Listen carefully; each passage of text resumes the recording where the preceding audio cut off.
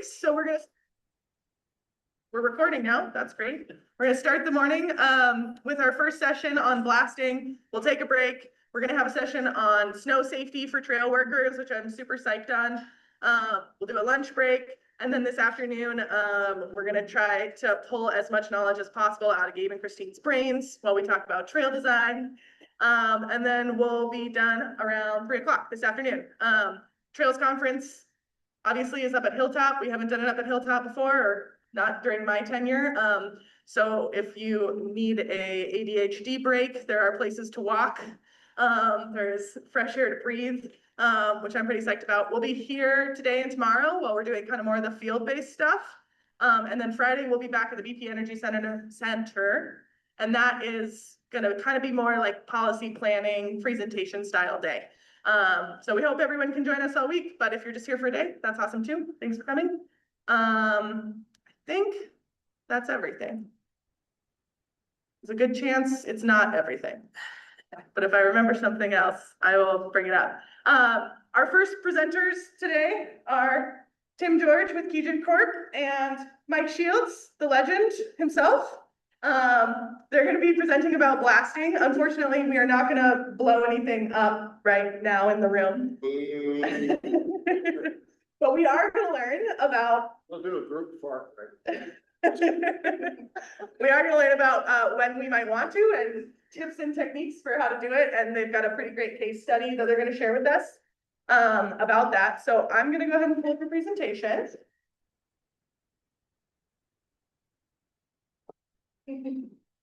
Folks online, thanks for being patient.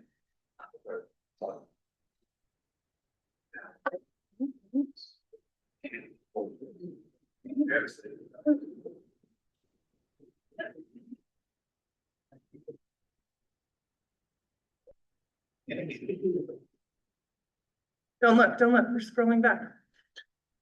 There we go.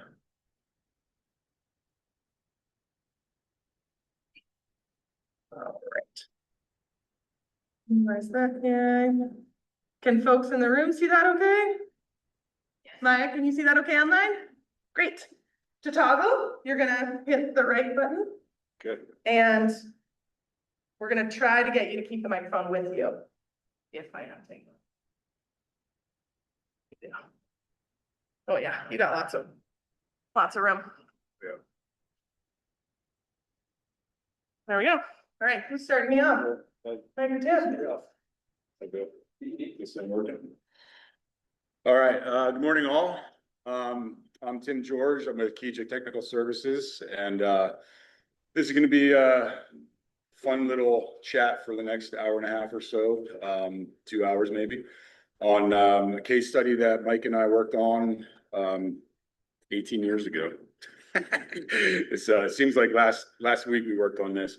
But before we get started here, I just wanted to say that this is quite an honor for me to be able to doing this. This is the first time I've actually been able to do this presentation and kind of do a show and tell of this project, which is really cool. Blasting is a very niche thing within the trail building world, and I was fortunate enough about 20 years ago to get into it with the National Park Service, and with the Park Service and Forest Service during my tenure with them. This was something that I did. I got to go around the country and work on all kinds of projects. So this project is part of that. My experience. It's quite an honor to be doing this with Mike. We've been talking about doing this for 10 plus years probably, and I'm glad we're able to do this. Like I said, it's very niche and not a lot of people do this anymore. Federal agencies have kind of gotten away from it. A lot of safety concerns from higher ups that they just don't understand. And they kind of started pushing back on this a little bit. There's a lot of alternatives that people can use, and we'll go over that towards the end. But lots of cool stuff here. And yeah, so I just want to say that this project that we talk about is the very first time I ever met Mike Shields. So this is how I got introduced to Mike, and the rest is somewhat history. We've been buddies ever since. Yeah, so it's quite an honor to be able to do this with Mike. and to do this as with a friend. And I know everybody knows Mike and his history, but I just want to stand up here and say thank you for all that you do for the trails world in the state of Alaska and the world. It's been awesome. I'll add that it's what keeps me up and walking around at 84. Yes, you're still doing great. So I'm gonna pass the mic to Mike, and he's gonna kick us off here and start talking about explosives. About explosives. Let's see. That I don't wander off. Begin with, I'm gonna ask, does everybody have one of these?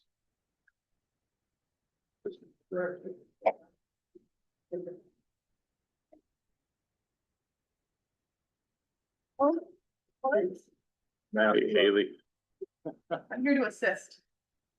So, I need assistance. Good. it's right button? Nope, down button. Nothing. Here, you hand out. Starting off with bang. yeah, I know, I wanted to make that dad joke so bad. Oh, there we go. I perfectly got it. there we go. Good? Yeah. There you go. Perfect. Okay.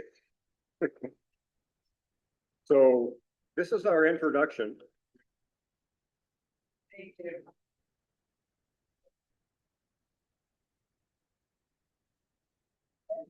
And what's one of the basic tools that you need? Look at the right-hand side, that's this thing. When we get to talking about alternatives, I'm gonna tell you, have a hard hat handy to you, even if you're not using high explosive, if you're trying to break rock with something other than a hammer. Hey, Mike. Hold on. We're actually on the mic as close. There you go. Okay. Yeah. As my hearing has gone, so has my voice. Together. So, anybody in the room actually a licensed blaster? Nope. Anybody in the room that has worked on a blasting project? Raise your hand. And was it successful in your mind? Blew it up. Okay. I'm gonna try to take us from let's blow it up down to fine, but then what's one of the things we're really shy of in trail work? Usually rock and dirt. Well, if you blow up a boulder and send it 2 counties away, and you already need gravel for this piece of tread, why not keep all that gravel right here? And then rake it out. And can I do that? Yes, you can. Believe it or not. So as Tim mentioned, we're going to take what's called the Harding Ice Field Trail. It's a reroute down in Kenai Fjords because it gives all the steps in a good blasting job, but it also gives us an opportunity to begin to look at how can I take high explosives and turn that into a precision tool like a carpenter's hammer, a woodworker's chisel, and make it produce something that I want and keep it right here. So that's what we're going to be basically talking about. So still in the introduction, or are we ready to go for number one? Yeah. I haven't missed anything. Okay, so Harding Ice Field is a foot trail. It included a 240-foot section of very steep rock, which happens to also in the spring be a stream channel. And a number of people fell on it. Most people who went up it would go up that 240-foot section, hands and knees. Most people coming down, in fact, a higher percentage coming down, would sit down and slide down it. They'd have a number of fairly serious injuries from falls on that section. They wanted a relocation. They had a ranger who had actually been part of a blasting crew. He wasn't a blaster himself, who said, well, we could put it through here on bedrock. The only thing that I wound up changing in his approach was his actual final alignment.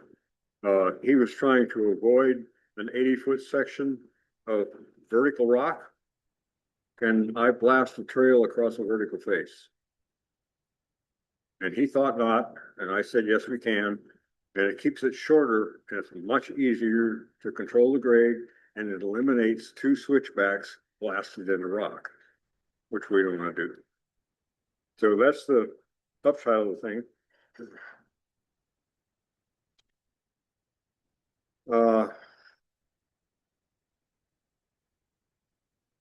First, we need some definitions.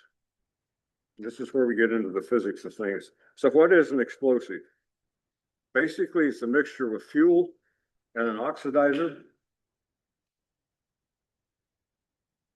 Sometimes that's a mixture. Sometimes it includes a sensitizer, which is another chemical element that makes it easier to set off. And it has a burn rate, also called a detonation velocity, faster than 3,000 feet per second. That's a high explosive. If it's below 3,000 feet per second, it's either a low explosive or a propellant like rifle powder.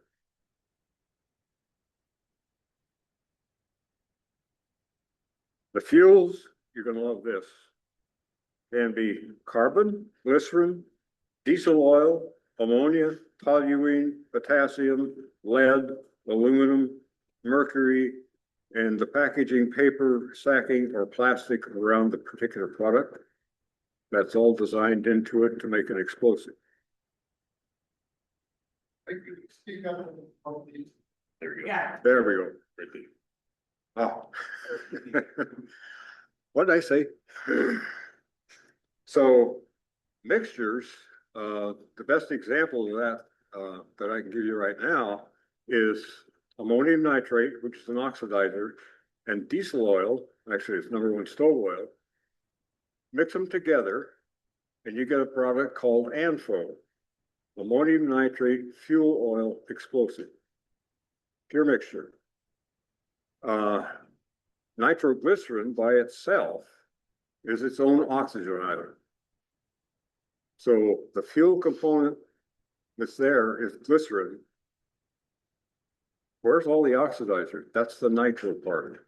Once we nitrate it, now we have a high explosive.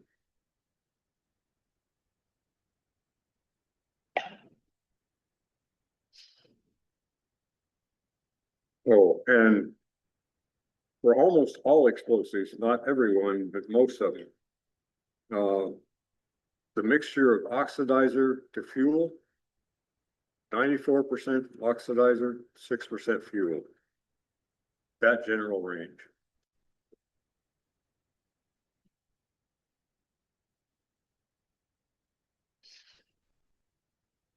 So dynamites, emulsions, water gels, binaries, ANFO are all high explosives.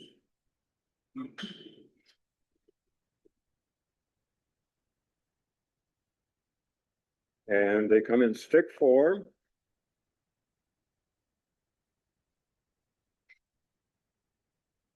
And from looking at them, can you tell which of these are dynamite and which are an emulsion? There's no water gels up there. Water gels are plastic wrapped. No, pay attention to what you order. We're going to get into why that's important here in a few minutes.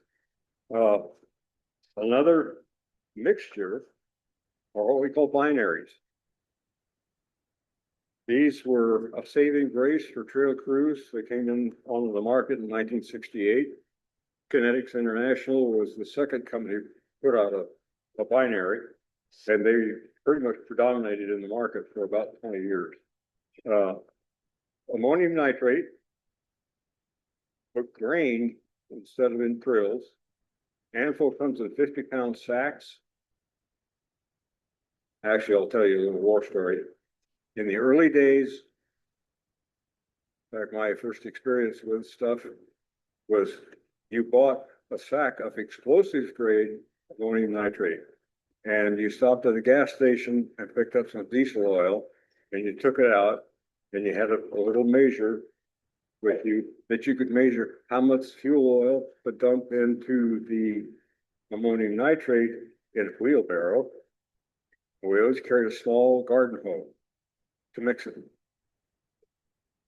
That lasted for about 5 years. We could actually get away with that. And all of a sudden they said, oh, well, you can't do that. You need a manufacturer's license if you're going to mix it in a wheelbarrow. So we wound up paying a lot more money, but buying it as a mixture. That's the way it came out of the store. So ammonium nitrate fuel or oxidizer. This is a kinestek. Functions just like a stick of dynamite. The only thing in here right now is ammonium nitrate, sugar-sized grains. And we add a fuel to it, which is pre-measured. Do that in the field. In this bag, lay that bag on something or split it up, put it in the boreholes, whatever you want, what you're trying to do with it. And you have a high explosive. The equivalent of about a 60 to 75% NG rate dynamite. So what's the fuel here? What makes this hotter than most dynamites? Well, we changed the fuel. We're not using diesel oil anymore. This is nitromethane. Actually, it's water with some food coloring in it. So what is a detonator? Detonator is what I use to set off one of these sticks of dynamite. Initially, we had fuse caps and electric caps. The use of fuse caps in the Park Service anyway, we basically phased out in 1985. Didn't have anything to do with the functionality of the explosive. It had to do with the fact that you've got to be really good with your guarding. There are more people in the woods all of a sudden. And once you light the fuse, there's no way to put it out. Light it with a match. Will start burning down. The wax coating on it will start to bubble. Oh, I need to cut it off. So I run down there with my cap crimpers, which happen to include a cutter. The bottom part. Yeah. Yeah, there it is. Okay. I'll quit wandering around. That'll help.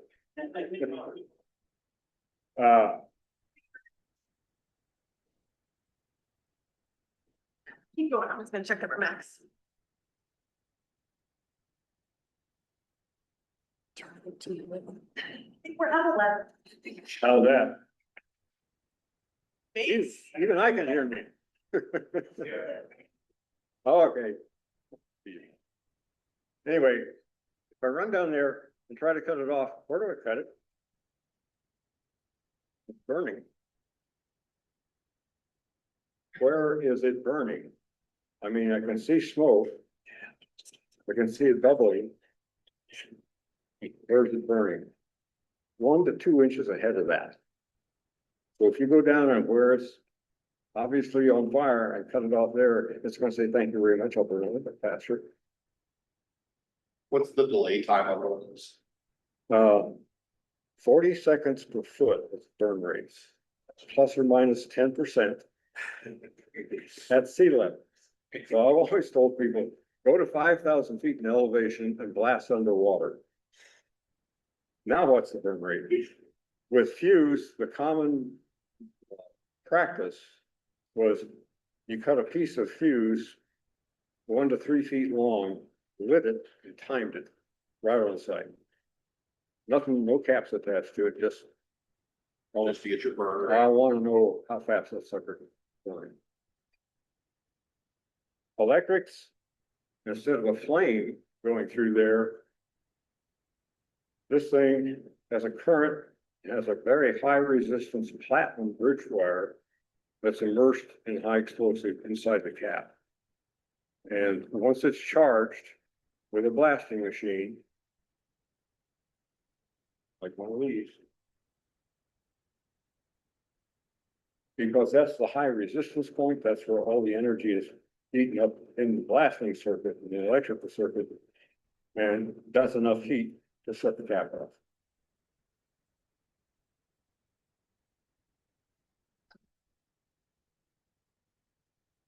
Another way to set explosives off, I don't use caps, I only use cord. So I just brought 2 weights. There are probably about 16, 17 different weight ranges. The weight, this is called detonating cord, it is not fuse. It's really, really hard to get it to go off by lighting it with a match. If it does take off, remember what I said about the fuse, it's burning at what? 40 seconds per foot. This is 50 grain det cord. That means 50 grains of explosive load per foot of cord at 22,000 feet per second. 22,000 feet, that's 5 miles a second. We also have, this is 25 grain cord.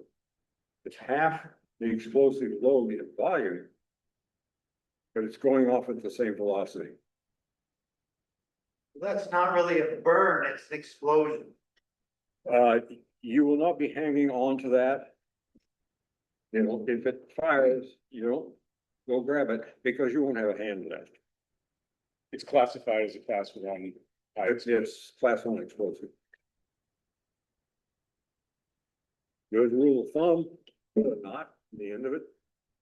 And I usually, with that cord, would run the cord through the stick of dynamite.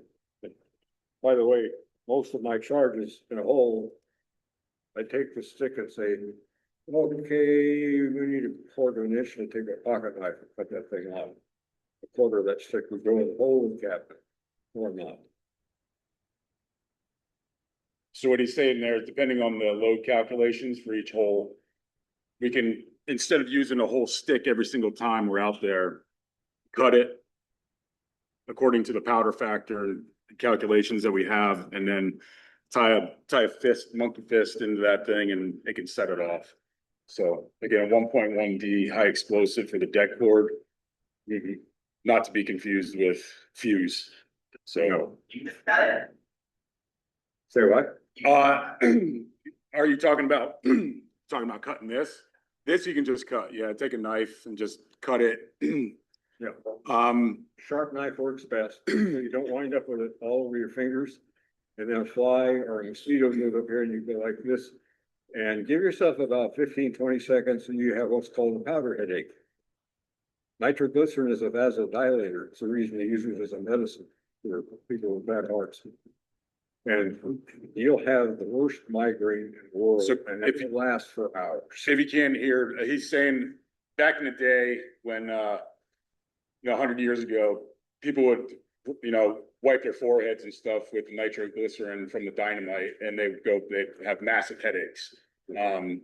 So you get, a lot of dynamites aren't made anymore. They're more, water gels and emulsions and stuff. Yeah.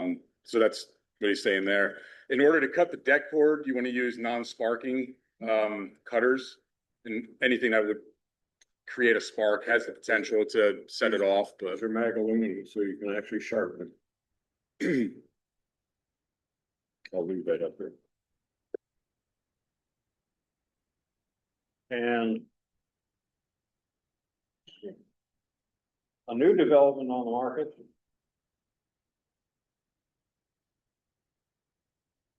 stuff called Lonell. This came out in the early eighties, I think.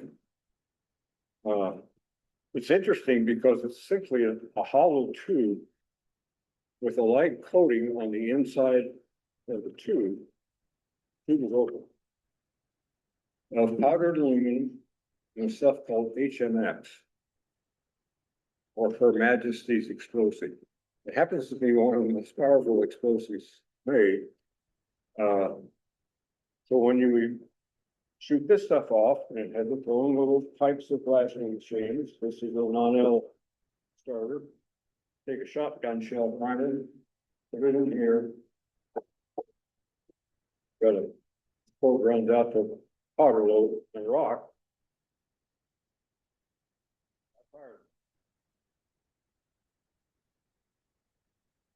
This stuff for storage and transport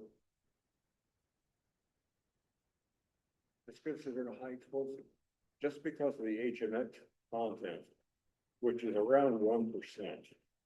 So what's the high explosive doing in here? What it does, it's simply the energy pulse from the HMX going off pops all that powdered aluminum loose in the wall of the tube. So it's suspended in the air of the tube, and the air is the oxide. There's no residue left other than aluminum oxide. So, and 67 per second, I think we do. So this is kind of, excuse me, the evolution of technology within blasting over the years from the 1800s using fusing caps that evolves into electric, that evolves into non-electric, kind of going through the years. It's kind of cool to see the technology. There's a lot of good books out there and reading on this stuff. I geek out on this If stuff you want to sometimes. see how far we've come, how fast. This is Blaster's Handbook, put out by DuPont, 1939. This is that same Blaster's Handbook, put out, it's the DuPont version, put out by the International Society of Explosives Engineers. And this is 1998. The current version is about 10 pages more. So we've come a little ways.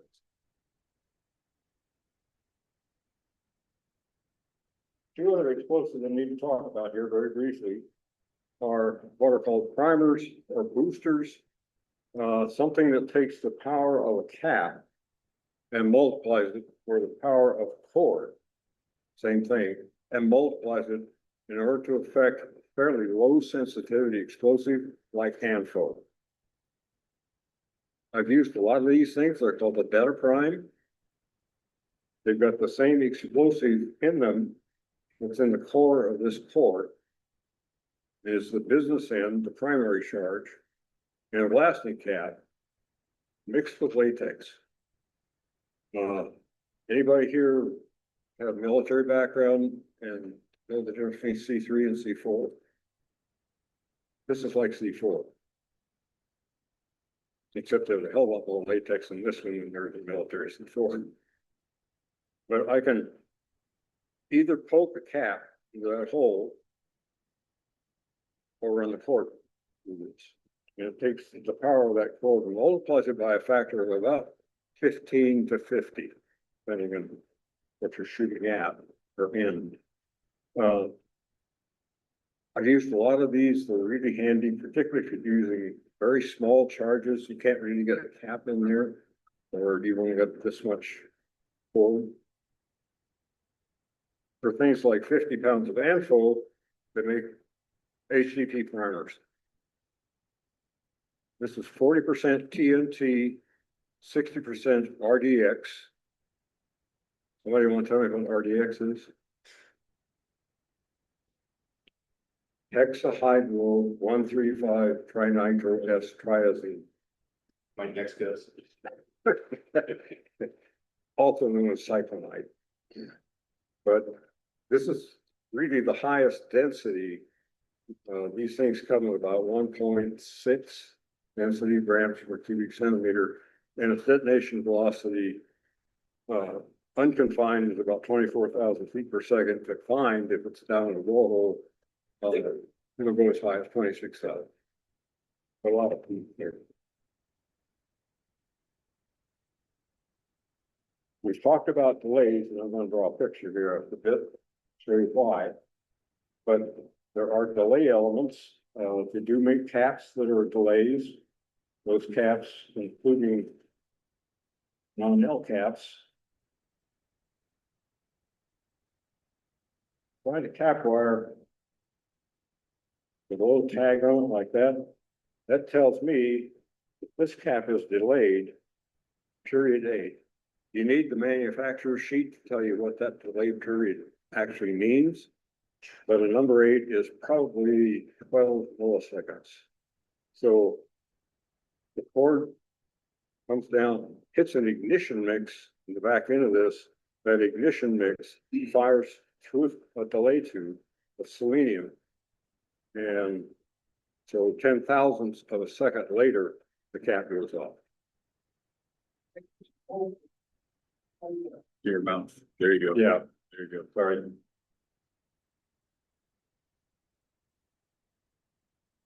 Okay, other things up here.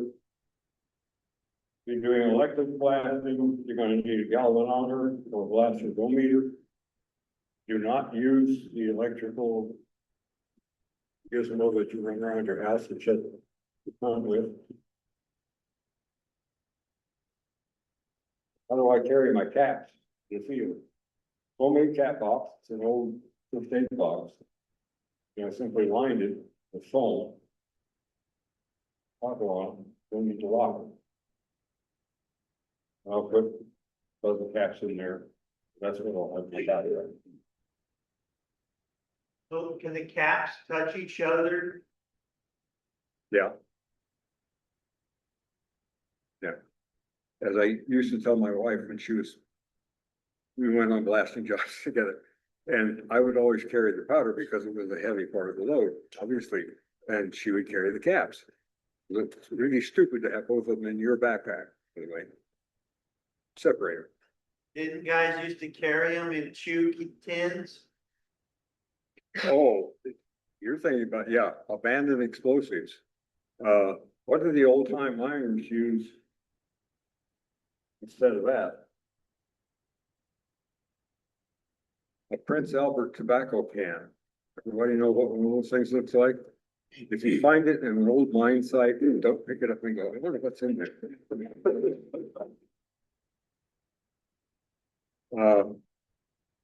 Brief mention here, some explosives are easier to set off than others. And partly that boils down to, am I trying to set it off with a point detonation, like a cap? Or am I trying to set it off by running dead cord?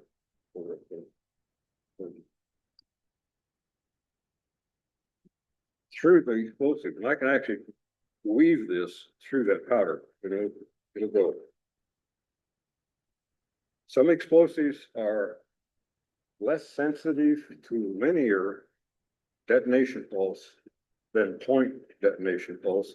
That's particularly true in emulsion technology and in water jet technology.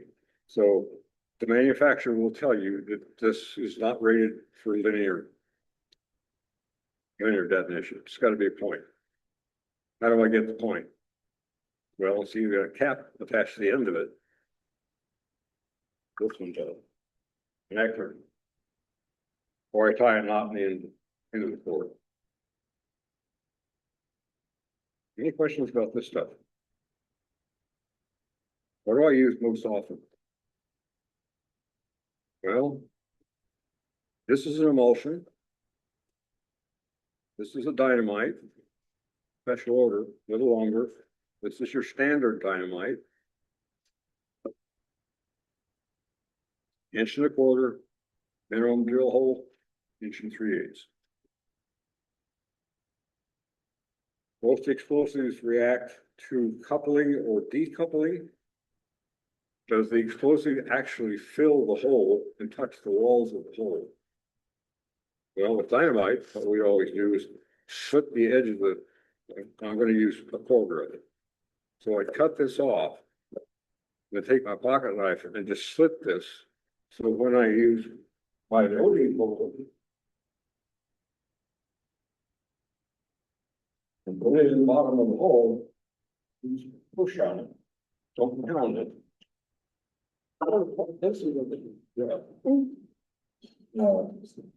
But I can mush it out enough that it actually compacts the, that's a full coupling. Okay.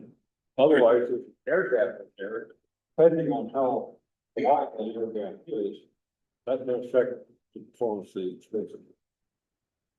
It loses energy in that short space. Can you say that last bit again about the center?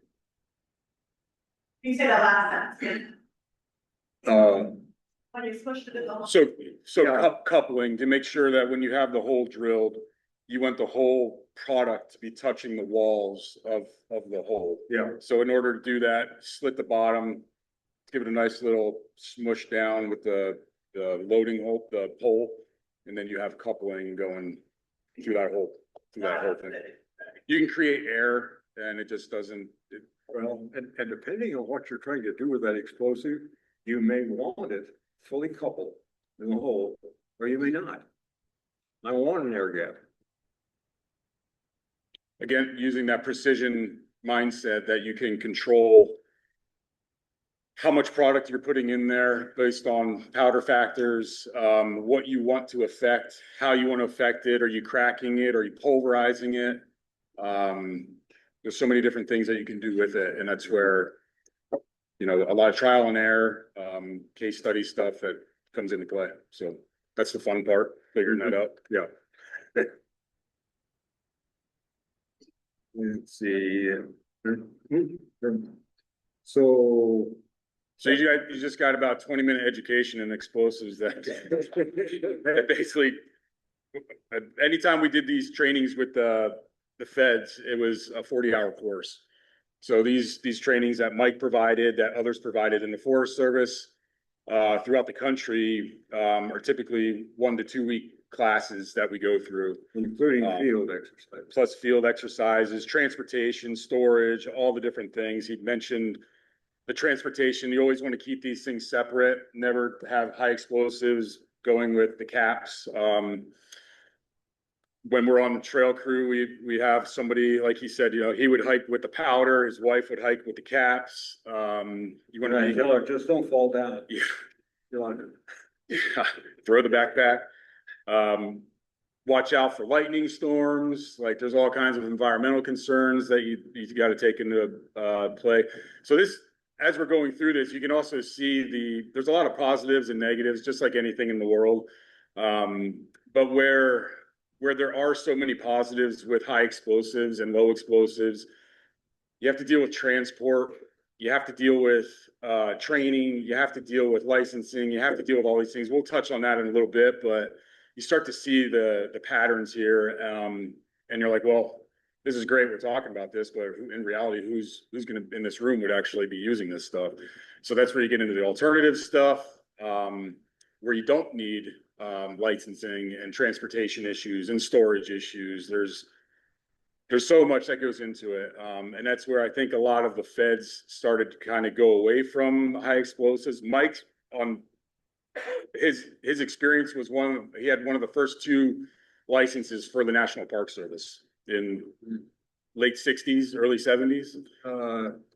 Well, I got my first, they call it my blaster's license at Big Bend in 1967. And it was a little half page and, well, it was printed, mimeoed sheet. I went to the road foreman that I was working for at the time, and now Mike, you sign down here. Okay, they gave me permission to enter into the magazine, the explosives magazine for the park, and withdraw product or put product in the magazine. He said, that's your blaster's license. It's been there was a lot of years where the feds didn't want to touch it really, which was pretty wild from where he started in the '60s of creating this and being part of the whole program for, 50 years. And I know with the Forest Service, it was under their engineering departments. The feds and the Park Service kind of went as high as the regional levels. And then if you try to talk to somebody in DC about blasting, they're like, "What are you guys doing?" You're like, "All right, forget that. We're not going to talk to you anymore about this." So Yeah. it was it wasn't cowboy, but it was. It's interesting. A whole lot of assumptions being made by usually upper management. When we first put together NPS 65, which was the guideline for blasting for the National Park Service, came out and was actually adopted in 1986. Well, part of that process, I asked every park, do you do blasting? I asked every regional office, do you do blasting? If so, tell me what kind. I want some background here, just how broad a spectrum are we dealing with? Well, Great Smoky Mountains blasts every year, their trail crews do. And Southeast region, which is where Great Smokies is located, oh, we don't blast anything. So someplace along the line, the phone line got torn out. Yeah, It was eye-opening.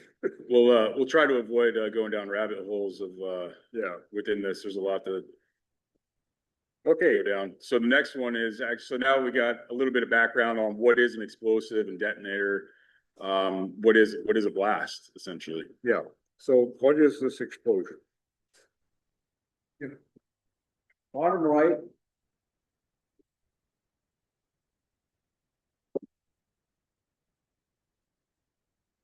See if I can lean against this thing. Oh, yeah. Great. That's a stump blast. North end of Ross Lake in North Cascades National Park, 1971. We're taking stumps out of the lake bed at drawdown. So that you can get boats in there without leaving your prop at the top of the stump when they're coming in. And I'd gone to the distributor in Cedar Woolley and said, well, I'd like some either stick black powder or loggers number 2. I shot a lot of stumps with both of those, worked just fine. Oh, well, no, you need to try Anfo. It's just like those two. And instead of $2.50 a pound, they're 25 cents a pound. Okay, I don't know anything about Anfo other than it's out there. Anfo didn't come on a commercial market until 1956. So I leave. That's a shot of 2 5-foot diameter stumps that were rooted together. I put hard load under each stump and basically used what I'd normally use if I were going to shoot that with loggers 2, dynamite. What I was expecting was 2 stumps to come up out of the ground and go boom, poof, and set right straight back down.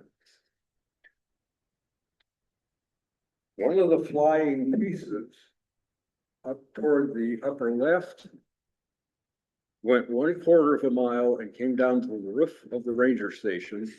And the ranger came down to talk to me. Rather, what the hell are you? So I suddenly learned, well, the difference in density and velocity is extreme between Anfo and even loggers 2, but certainly black powder. So the distributor did not know what his product was when he sold it to him. So little rule, if you're gonna, be a precision man with explosives, be sure that whoever you're buying from tells you what it is. You get the product safety data sheet on that product. They all have to have it and read it. What it says. So I'm going to break the force down into 2 things that make up our explosive tool. If you look at the top, right-hand side, that explosion contains a hammer and a dozer. The hammer is that detonation pulse wave when the explosive first goes off. Bam. And usually that hammer is registering somewhere between 500,000 and 4 million PSI. Will that break rock? You bet. However, it does not move rock. That wave goes, that detonation wave goes out through the rock. It'll crack it. It's actually putting the rock under compression. When it reaches a free face, what's that? Wherever the rock ends and the air begins. That wave reflects back through as a shear wave. And that will cause cracking between the radial cracks that the initial wave, the P wave, created, resulting in what we call fragmentation. The dozer part of this thing is the gas cloud. 7,000, well, 5,000 to 7,000 degrees, and about 40 to 45% as much power, pressure power, as that detonation wave. If I don't have that gas cloud, what am I left with? A whole bunch of interlocked, cracked rock that I have to tear apart with a bar. So I want that dozer, because that's what opens up the cracks and makes the rock move. Now what I want to do to make it a precision tool is, where do I want how much of that dozer? And how much hammer do I need? So every explosive comes with a density, usually measured in grams or cubic centimeter. The higher that is, harder that pulse, that cracking pulse, both going out and coming back. It needs a dozer, that's your gas cloud. That makes sense? And I want that gas cloud to, well, let's let it open up all the cracks and send all this nice wall rock half a mile and then come down. No, let's crack it, hit it with just enough dozer that the chunks fall apart, but they're still right here, because I need to build the wall right here. That's where we start talking about making it a precision tool. It's not a, what's the difference between a 10-pound sledgehammer and a 20-pound sledgehammer? It's only the hammer blow. Hammers don't generate gas.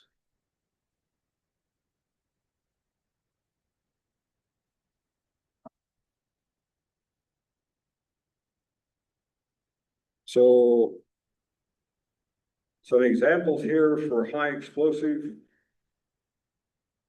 The density range is 0.85 to around 1.3. Actually, it goes as high as 1.8 in some caps. Grams per cubic centimeter. Velocities from 3,100 feet per second to 24 to 26,000 feet per second. So the hammer blow range, 26,000 to 2.4 million PSI. The gas cloud will be from 12,000 to just over 1 million PSI. At 1 million PSI is rock and fly. Yep. Even pieces of silk fly.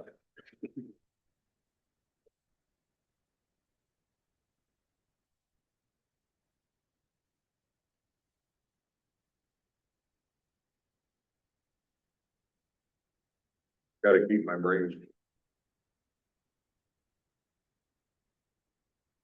So let's step back to Harding Ice Field, and I'm going to talk about the initial job planning on this particular project.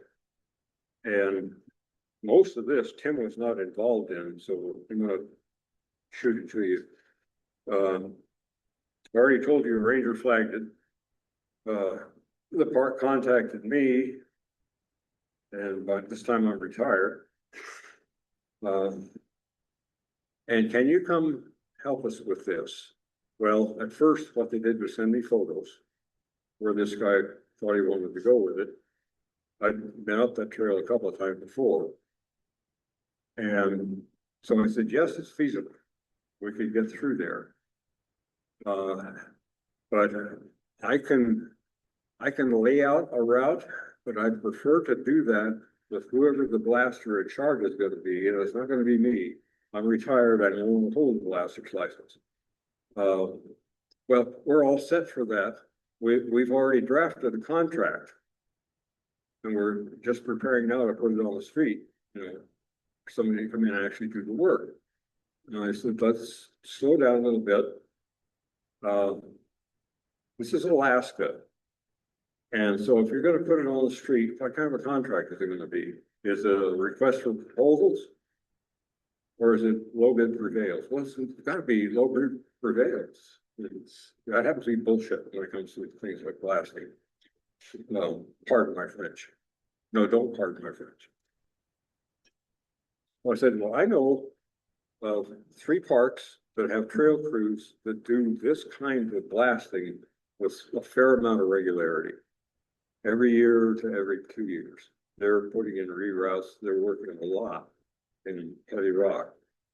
And if you can swing it, why don't you I'd start you out contacting all 3 and have them detailed up here to actually do the work.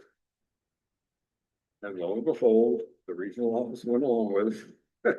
Nobody threw any bricks at us. And so I give them North Cascades, Kings Canyon, Rocky Mountain. And Dave Larson, Rocky Mountain said, oh yeah, we'd love to do that. And we'll be sure that the crew is free in late September. Well, Dave himself actually flew to Alaska that spring, and he and I went together and did the layout. And that's where I, together with him, said, I don't like the idea of switchbacks blasting into bedrock. I'm not sure what we're going to get with back shatter in a mixed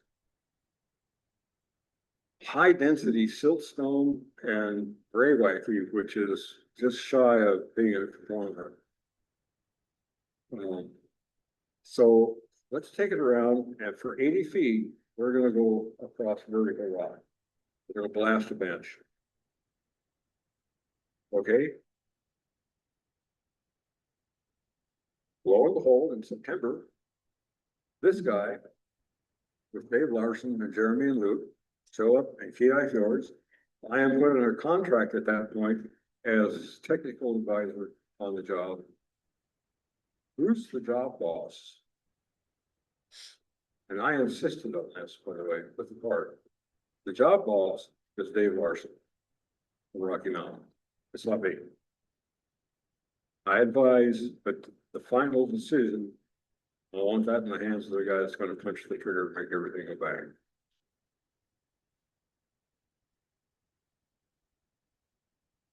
Why not?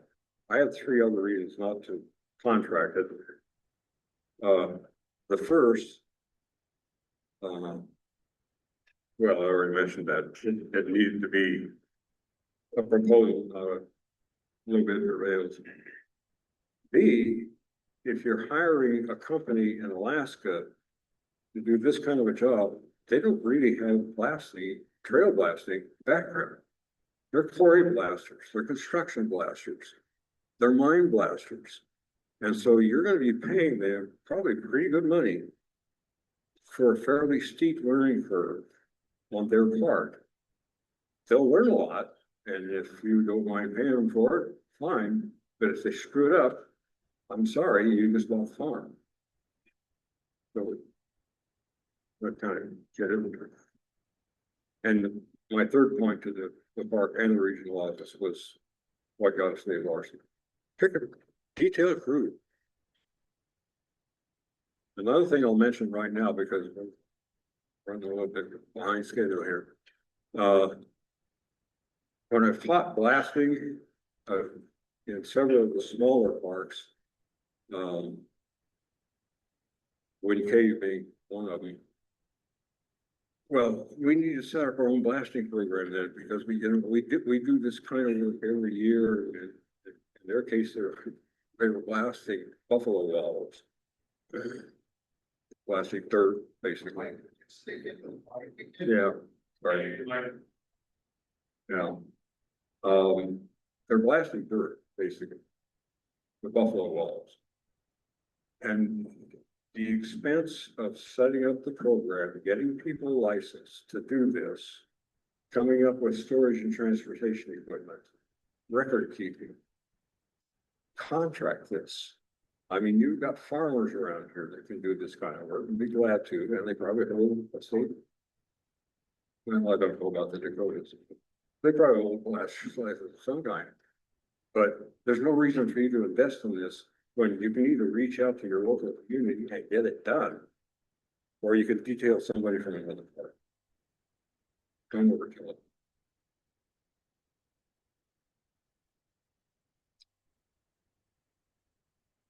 So that's really different about trail blasting. We take what's in these books, which is industrial scale, and we downscale it to the kind of blasting we're doing, how much rock we're moving at any one time, and what's our desired end result, and make it work.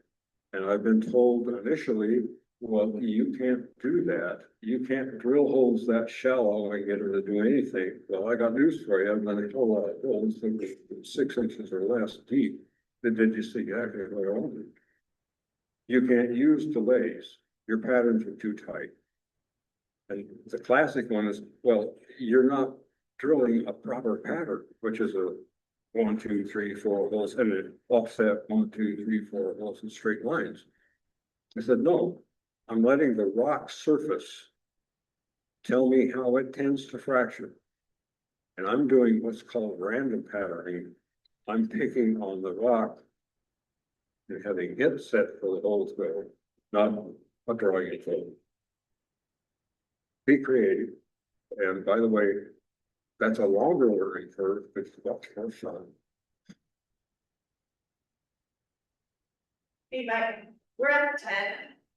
Like a 5-minute break for. Yeah, yeah. We're gonna go row up. I need coffee by now. Yeah. Yeah, so let's grab a quick coffee break. People, yeah, we're gonna go row here, in case you're in the back and you're not hearing, so you can be right up in front of Mike.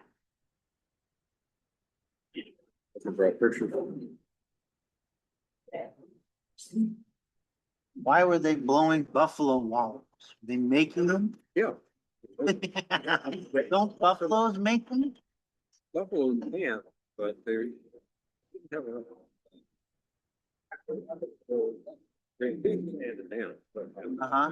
they had a good population of buffalo out there, and the buffalo can make a wally, but then if it sands in. Uh-huh. Uh-huh. They're doing great things. Uh-huh. Sure. The buffalo, the other because it's hot. Uh-huh. The wallows, so. Uh-huh. So it's good. Okay. What's the detonator? Okay, you put it. So detonated is actually explosive.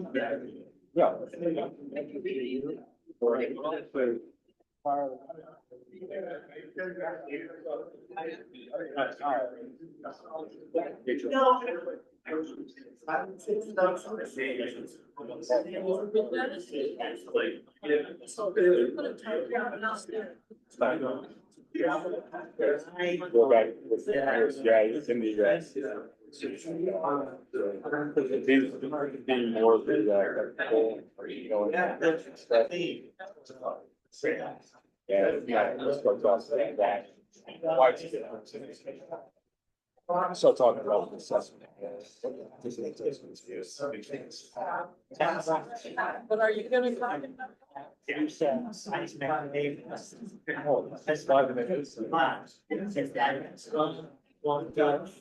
Just big old. Yeah. Yeah.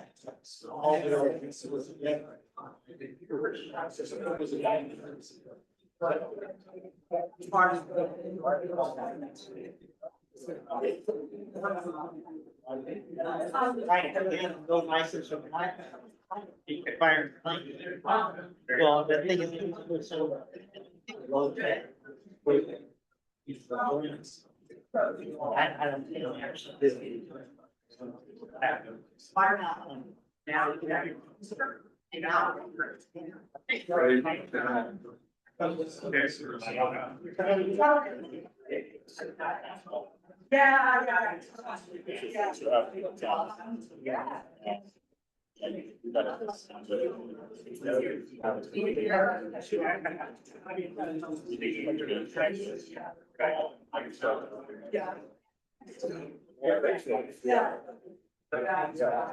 Right, back to seats.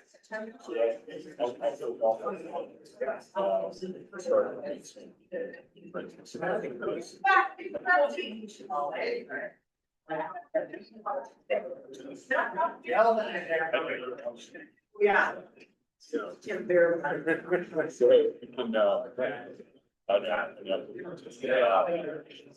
So yeah. Oh, yeah,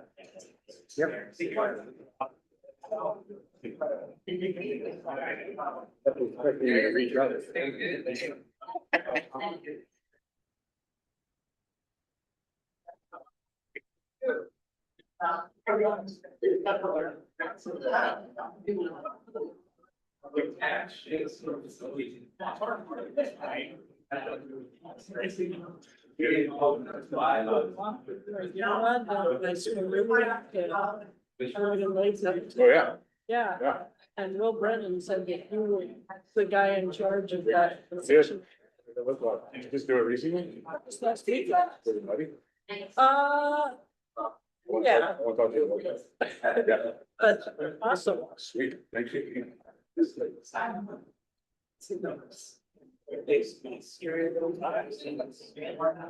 I'm gonna be in your base there.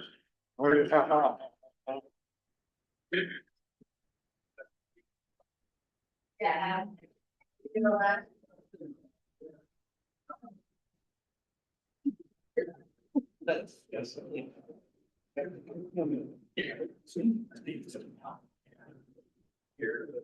You don't need a microphone, small. Yeah.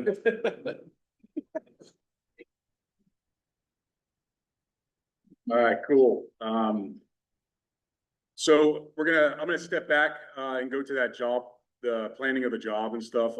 You start to see some correlations with, a lot of projects, not just blasting, using explosives, but you can relate a lot of this process to, what we do for any steps along the way. Communication, working with the client, the agency, whatever it might be, have identifiable goals, and kind of know safety was paramount on this project, for many different reasons. The trick with the blasting part of this though was who was gonna do the work. And Mike covered, going through those, steps to reach out to others. And I was very fortunate to be on the crew at, Rocky Mountain National Park at the time.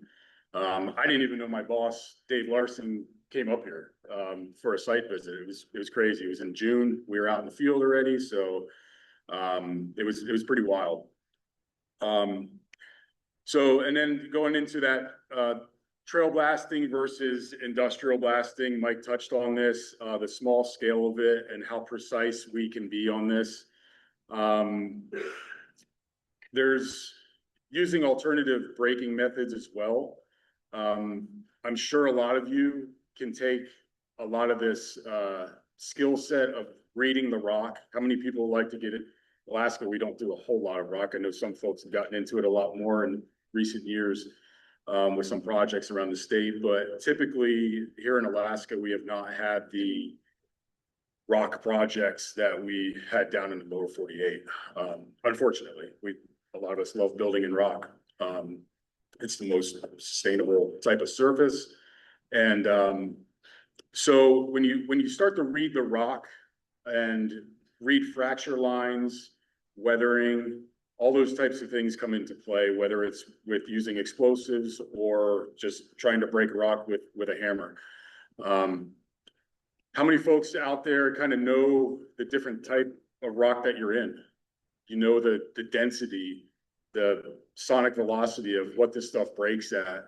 These are good things to know. Like, you can tell the hardness of them when you're beating on it and stuff, but when you get to read the rock and know the type of rock you're in, it can make these patterns that you try to break them, drilling holes, whether using explosives, expanding grout, microblasters, our new little rock popper that we got. We'll get into that. A couple of us got into that a couple weeks ago at a different conference. We'll show that a little bit later. All these different things come into play versus the industrial blasting, the quarrying, that explosives is typically associated with.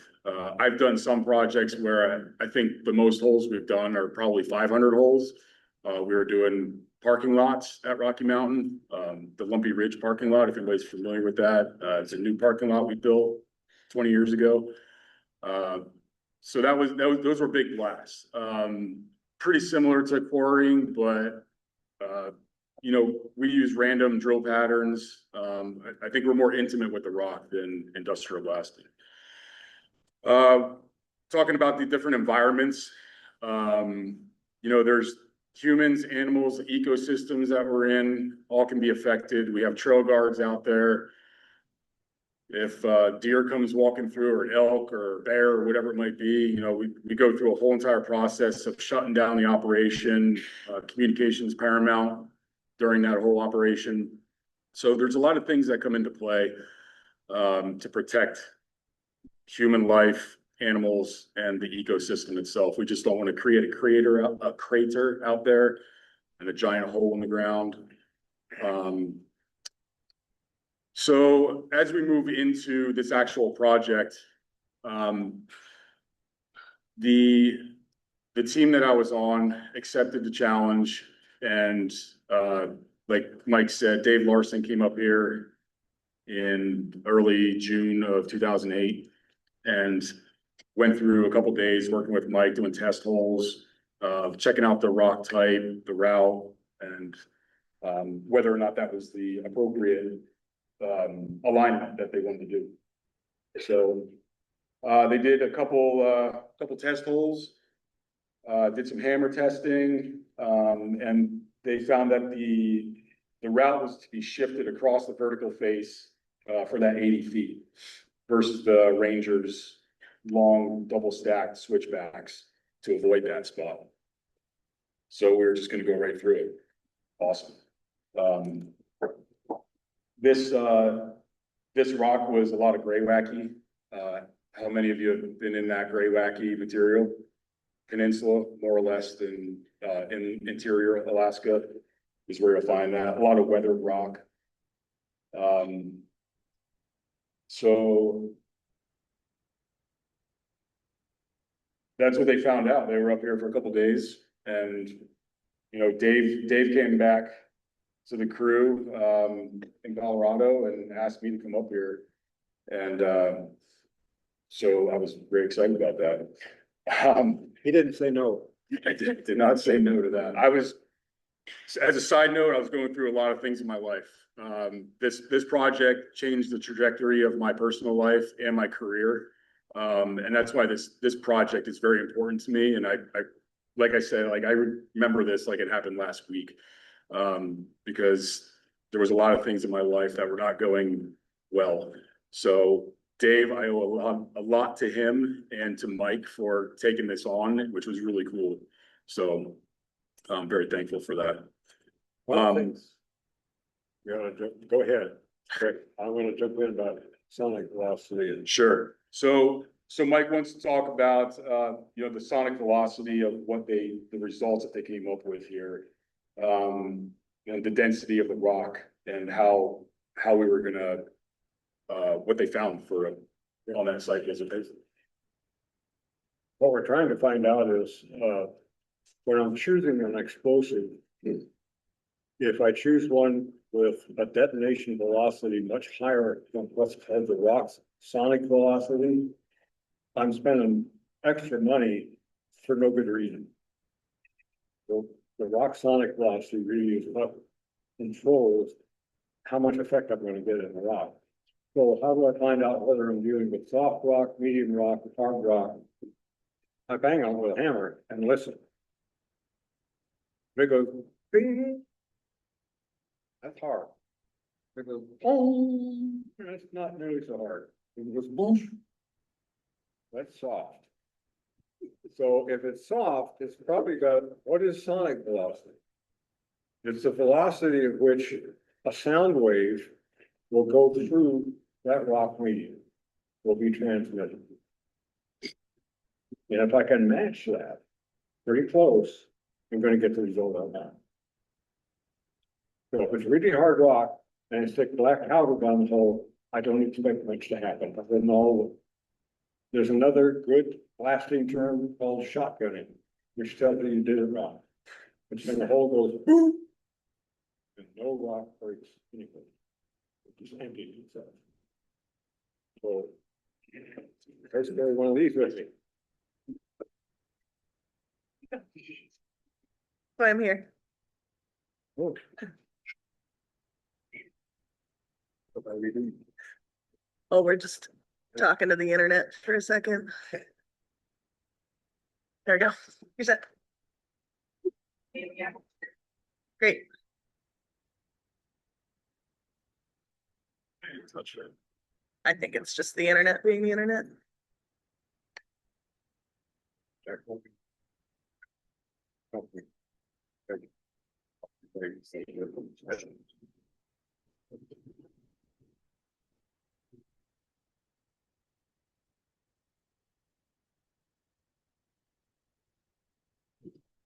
How'd that look, Maya? Great. There you go. Good. Sweet. All right, so we go from that on-site assessment to start talking about matching the tool to the material and that task. And there's two main questions. What are you trying to blast and what's the result you want? I touched on the fact that, are you looking to crack the rock, pulverize it? Are you looking for crushed rock to use later for some sort of hardened trail, causeways, that type of stuff? So you can do all this type of stuff with the explosives. This is just some of the things that we've used explosives for, whether it's hazard trees, freestanding boulders, mine closures, avalanche control, beaver dams, abandoned explosives. And that's the top one there is flesh.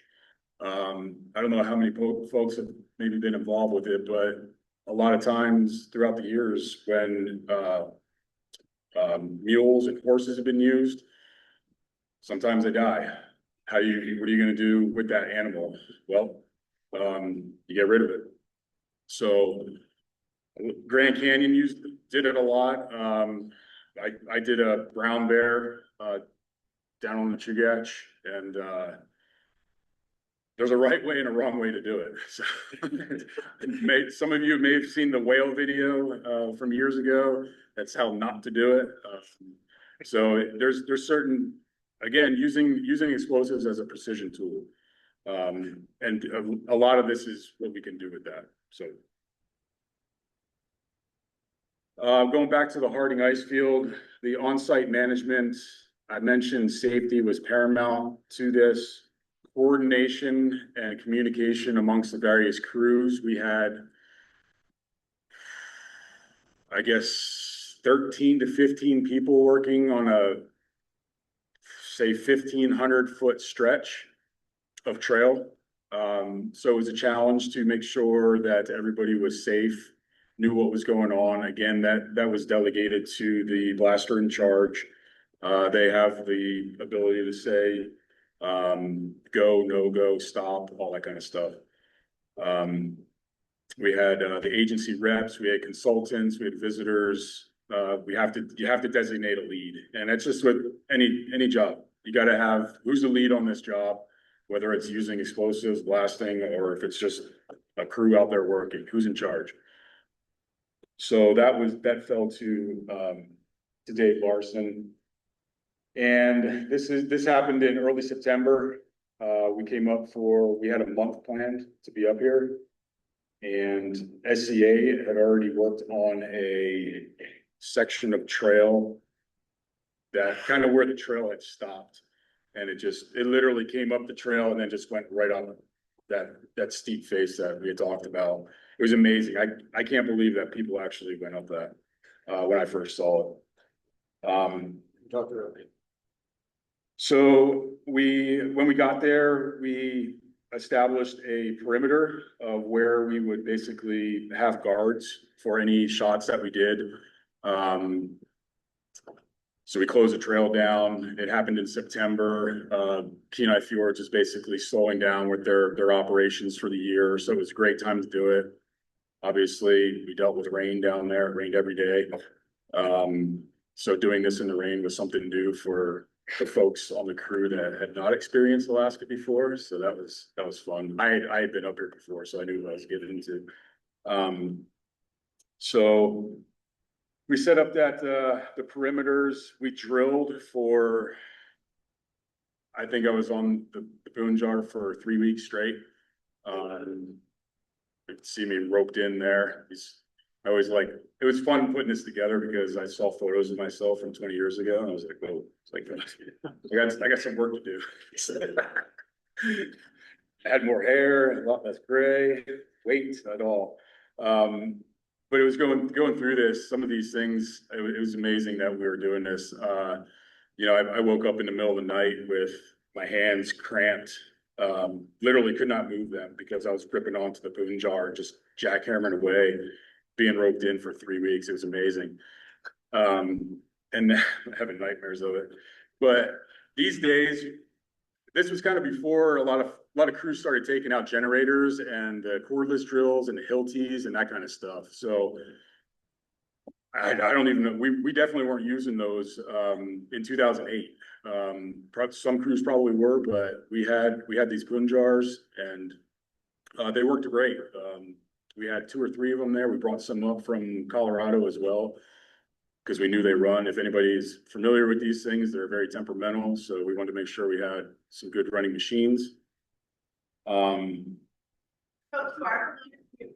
Who aren't familiar? Yeah. So these jackhammers pictured up there in the upper right, they're, oh, folks, help me out, 80 pounds, 85 pounds worth of just pneumatic jackhammer. They run on a 12-to-1 fuel mix, which is very, very odd. Very temperamental. When they're working, I'll swear by them. I think they're great. Other times you want to light them on fire and send them down the hill. But that's just the unit itself. These will jackhammer and they will also chisel. So they have 2 different modes that you can put them in. I know some folks have been using Gabe and Christine's crew. They tried them, took them last year. You can also get wedge joints and wild Mexican. Yes. Yeah. The bits we've used, I think we did a 6-foot bit on this project. It was 6 or 8. And I don't think I put the photo in there, but it took 3 of us to lift this thing up. And so basically you start with a 2-foot drill bit, go down. Once that's done, put a different bit on, go down further, take that out. These things will get stuck. And when they get stuck, they rev real high, and I won't try to imitate the sound, but they spin. And if you're not holding on to these things, or if you don't know how these things will operate, these things will send you off the mountain as well. So you have to be really, really gentle, gentle lifting 80 to 85 pounds in and out of the drill hole. Different types of bits they have. They have integral bits. That's just a straight plane, chisel bit type. And then they have a star bit, and those are replaceable usually. But if one of those things gets stuck, or if the dust the silica dust in there, gets caught by a fracture line or some sort of hard spot in the hole, like I said, this thing can send you off the trail. They're quite the tool. So it's probably there's a reason why not a lot of crews use these anymore as well.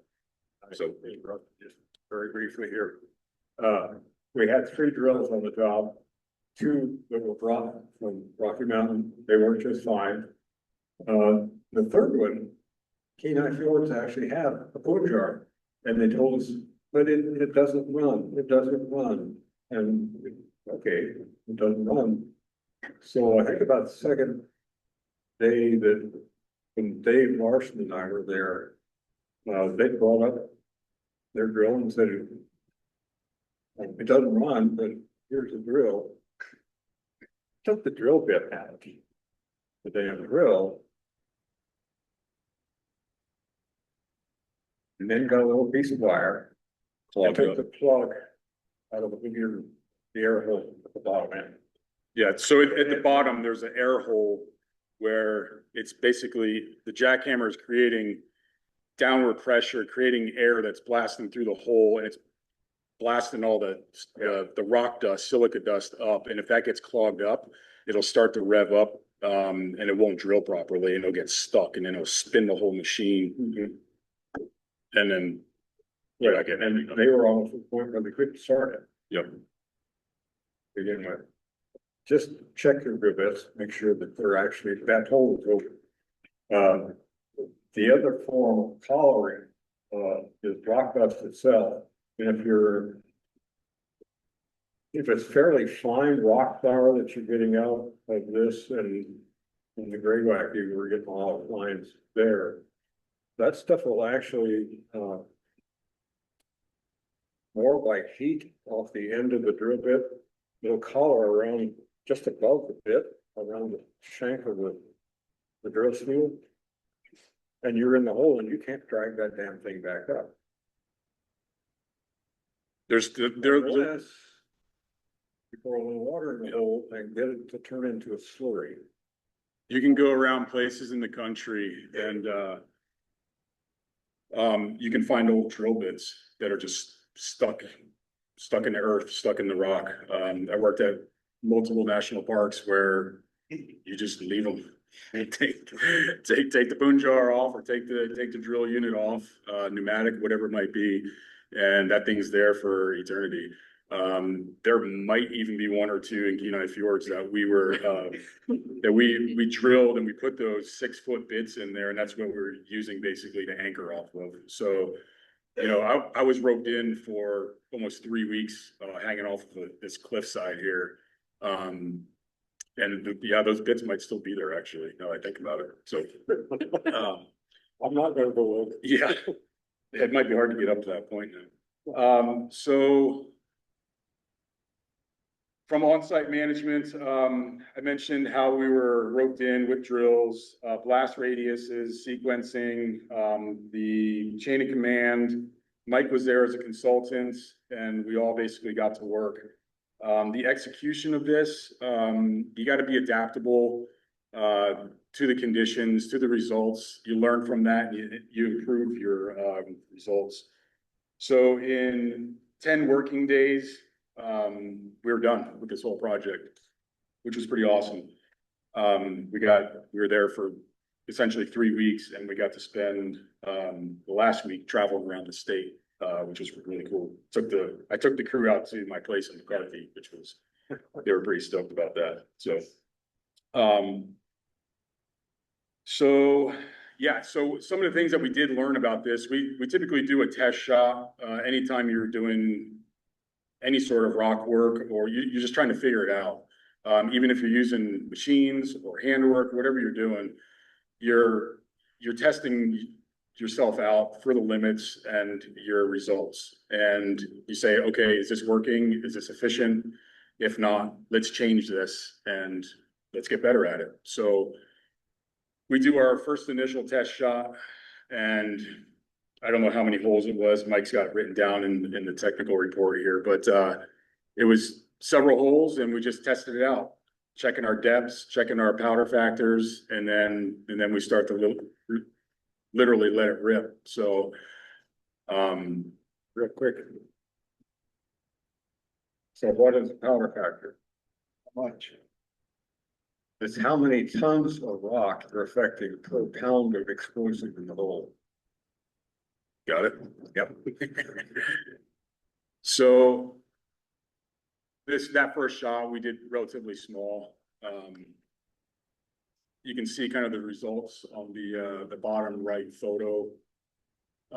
We had done a section up to that, and then we were getting ready for the next one. We did use deck cord on this project. We did use some delays. You can use delays to affect how the rock will break, and I have some really good photos of some of the Spencer Glacier blast that we did down there. You can actually see in line in the video how it just goes back and forth, and it relieves the burden on the outside edge first, and then it just basically goes in flow. So it's really cool to be able to play with explosives to affect rock like that. Yeah. So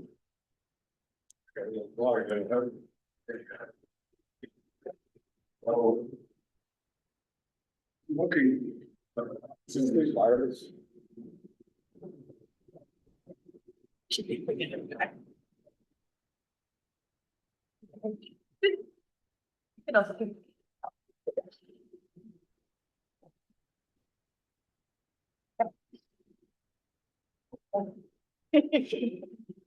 Okay, everybody hearing?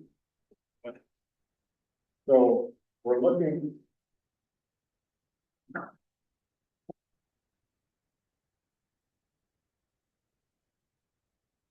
At a rock face in cross section.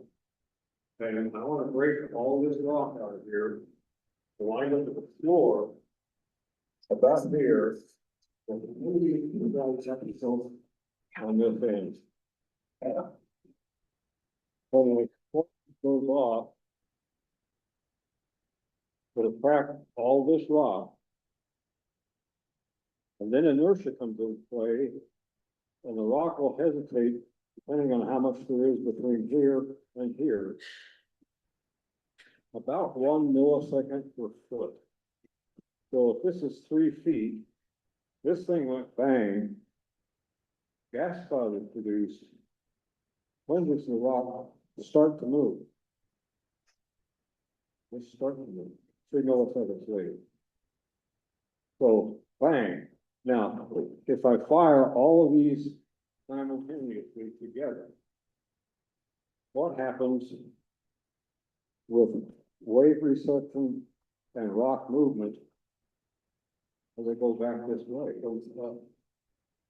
Everything winds up being jammed together.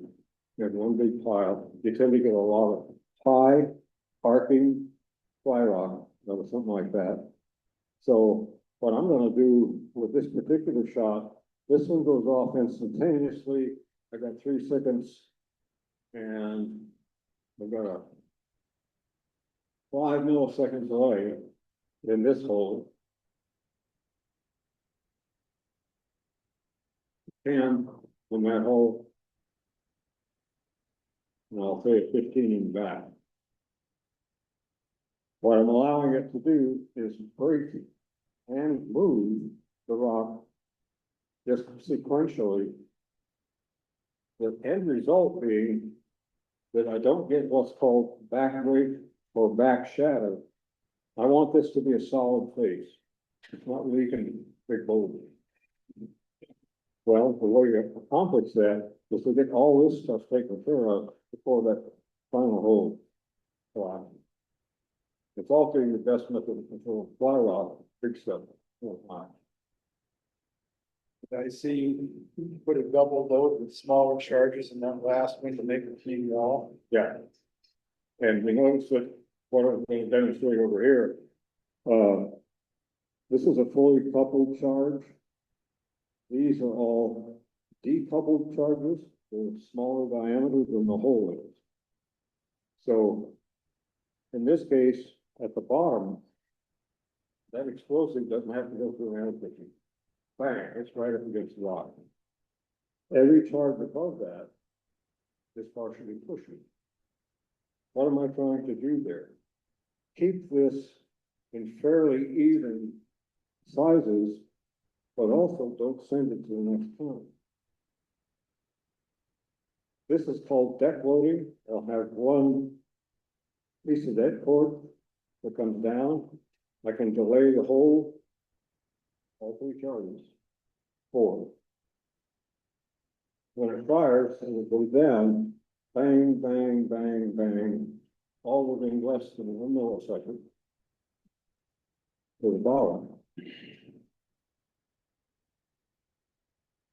I'm decoupling for the reason I don't want that much shatter above that bottom. Why do I want full shatter at the bottom? Usually because I'm in a situation like this, maybe I'm trying to blast trail tread bench in bedrock.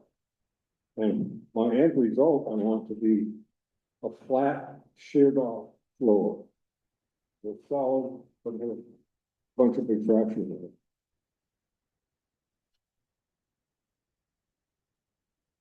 Another little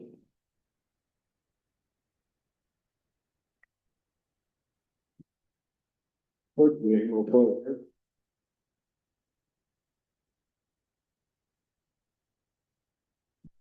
People like to blow moments away.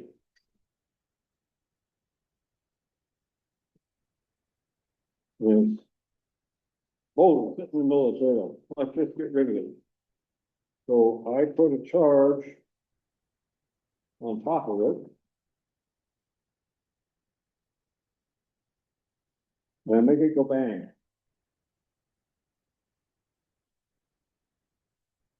Where's the rock going up?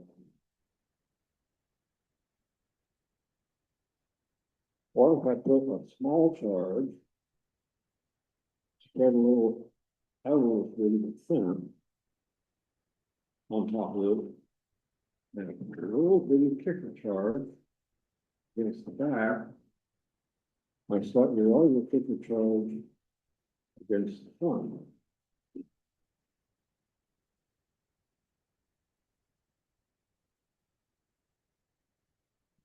Anybody see what I'm headed?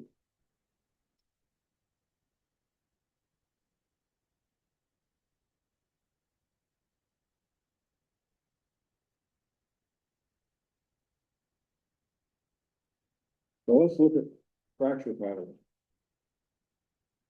The charge goes off, I get radial fracturing off the charge. This is a free face, so you're sitting on the ground. So I'll get a certain amount of reflection of that shock wave back up through, so I'll begin to get fragmentation.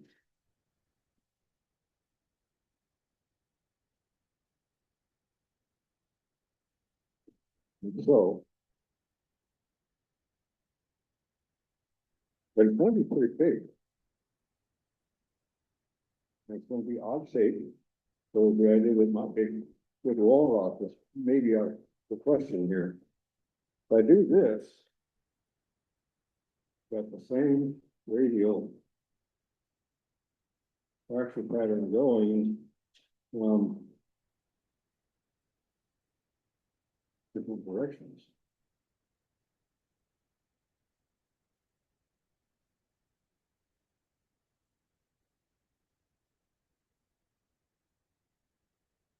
I'm also getting reflection from all directions.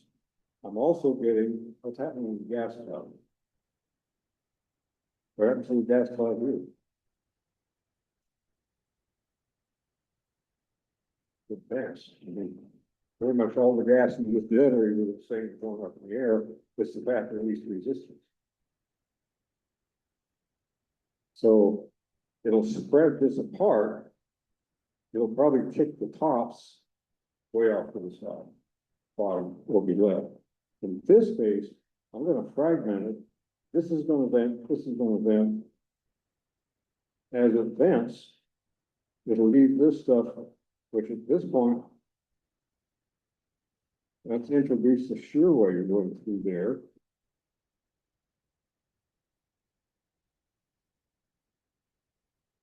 And reflecting that.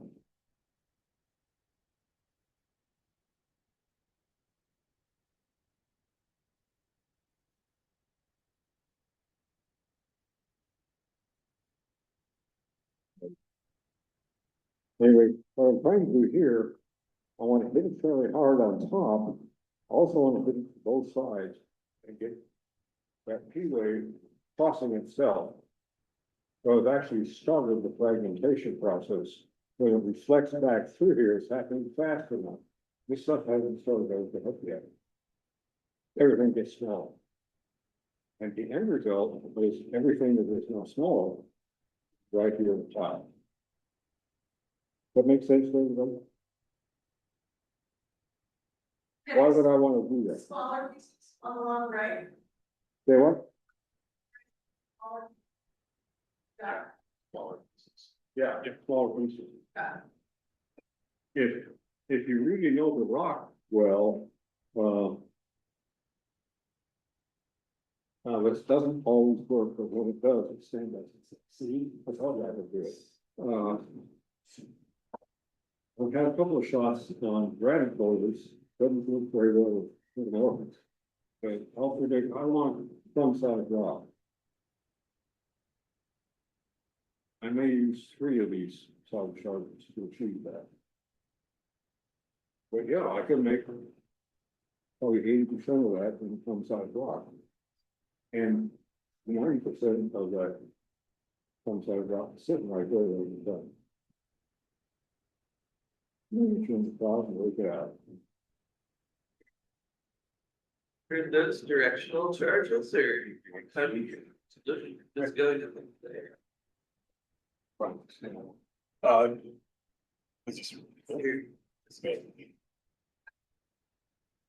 I got you. Didn't break it.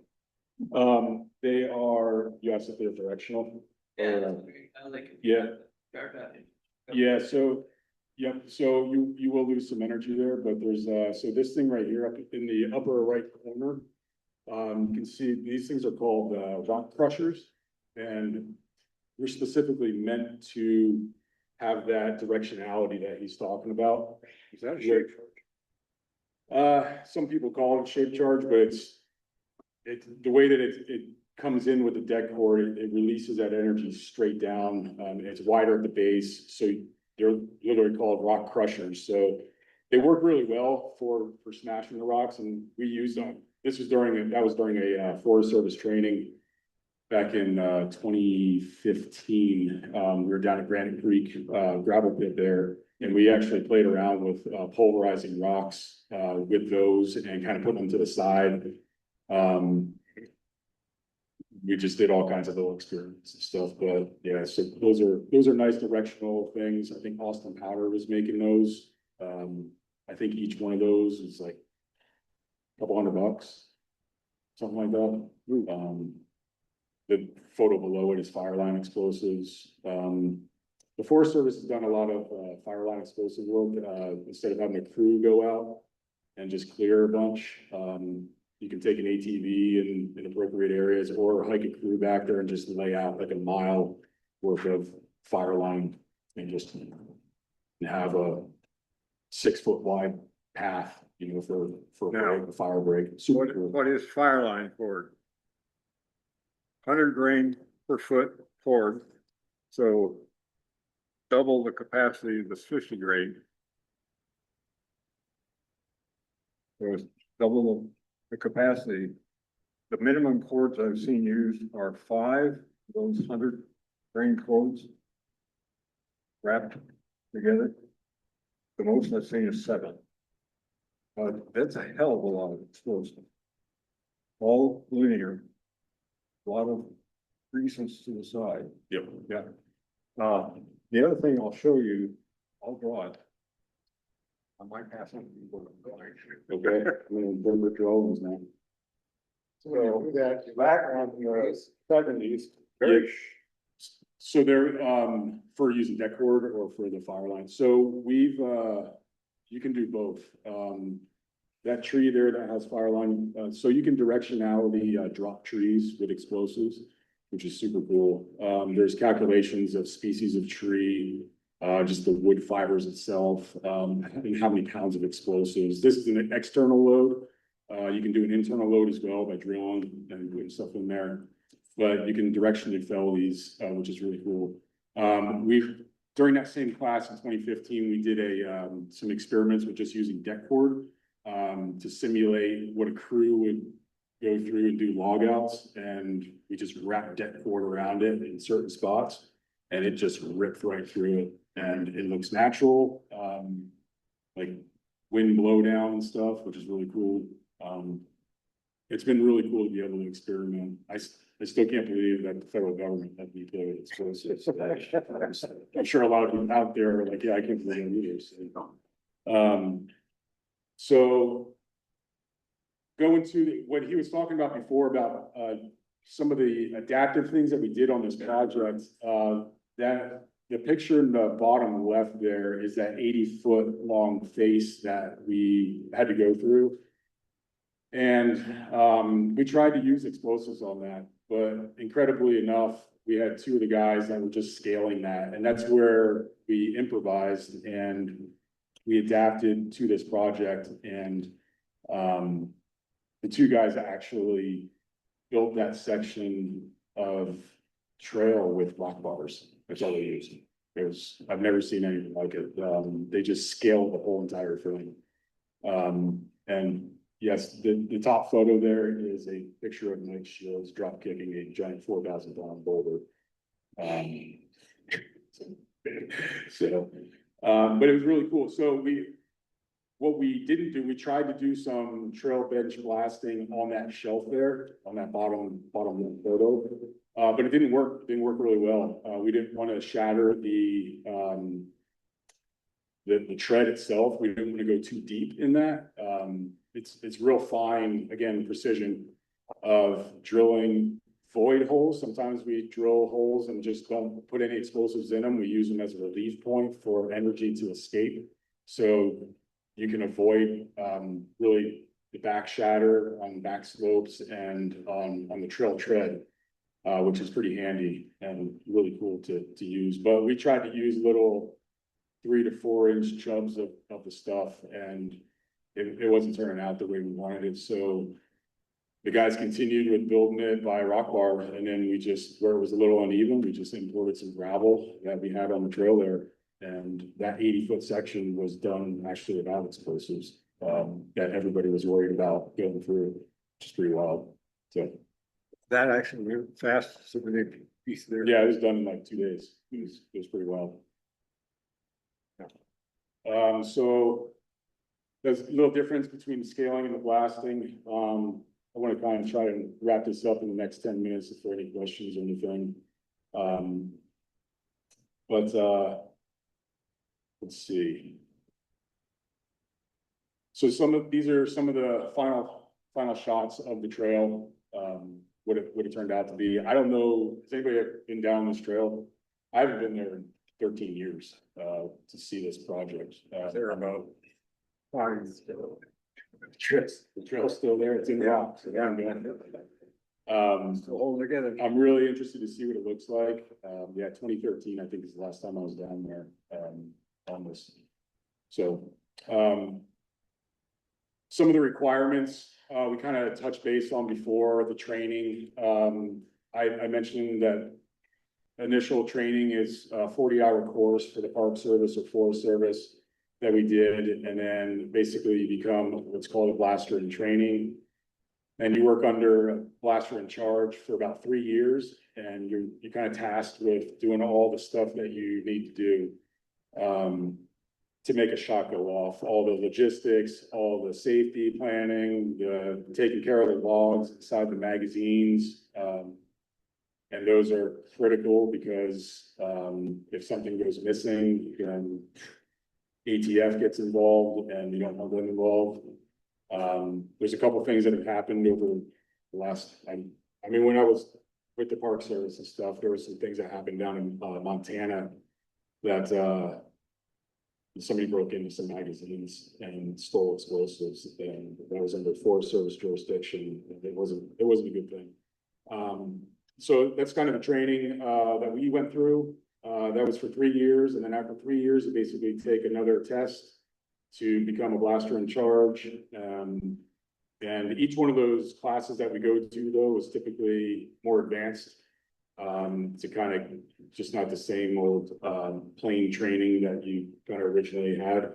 So there's always a little twist to it. The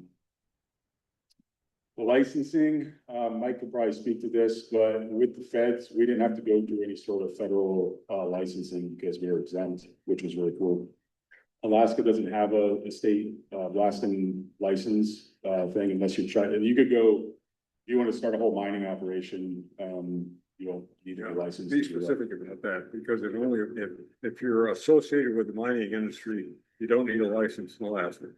If you're doing anything else, like if you're a roadway blaster, you better be licensed. Yeah, working as a general contractor or a DOT or a highway or whatever, they're gonna go through certain licensing and training for that. Permits, you wanna make sure that you state, federal, local permitting, licensing is all dealt with. And these are a lot of cons that come with the blasting industry of just for somebody to do this. Planning matters. We touched base on the planning processes that when it occurred. Really, it's not a whole lot different than doing a regular project. You still want to, cross your T's, dot the I's, work with your agencies, anybody that's involved in the project, just clear communication, be precise about that and concise on it. And safety matters, and it's the first thing that you should be thinking about. We did not have any issues really on this project at Harding Ice Field. I think the guys that came up with me they probably had more bug bites than they're used to, but other than that, the project went great. And let's see. Yeah. So we got some alternative rock breaking tools that we wanted to touch base on. As cool as the high explosives stuff is, I think there's less of it out there. There's less trained people. It's costly to do.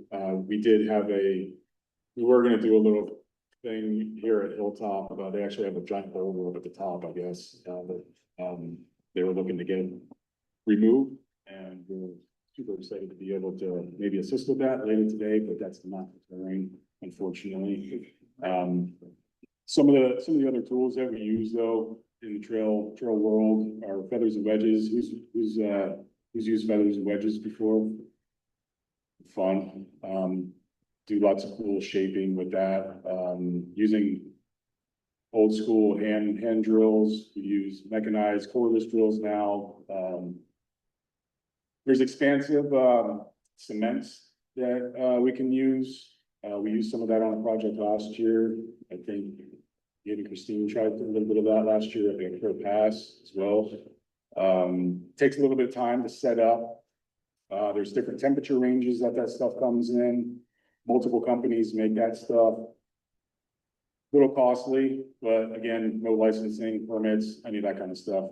Keep the stuff dry and allow enough time. Yeah, allow the time, 24-hour clear time. Yeah, usually it's about 12 to 24 hours, depending on the temperature range that you're in. That stuff expands. I think they say 8 to 10,000 PSI. You guys remember what that was at? It's enough to crack hard rock, granite and all types of rock. Again, identifying the type of rock we're in, what you want to do with it. Does it have fragments? Is it weathered? All that kind of stuff comes into play on these different tools that we use. Auto stem is pictured up there in the upper right. That is a product that was invented in South Africa, actually, and is been taken over a lot of alternative blasting techniques instead of using high explosives.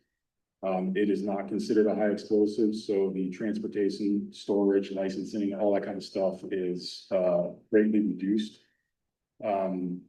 Really works really well in quarries. That kind of stuff doesn't work on trees, on It's not carcasses and stuff like that.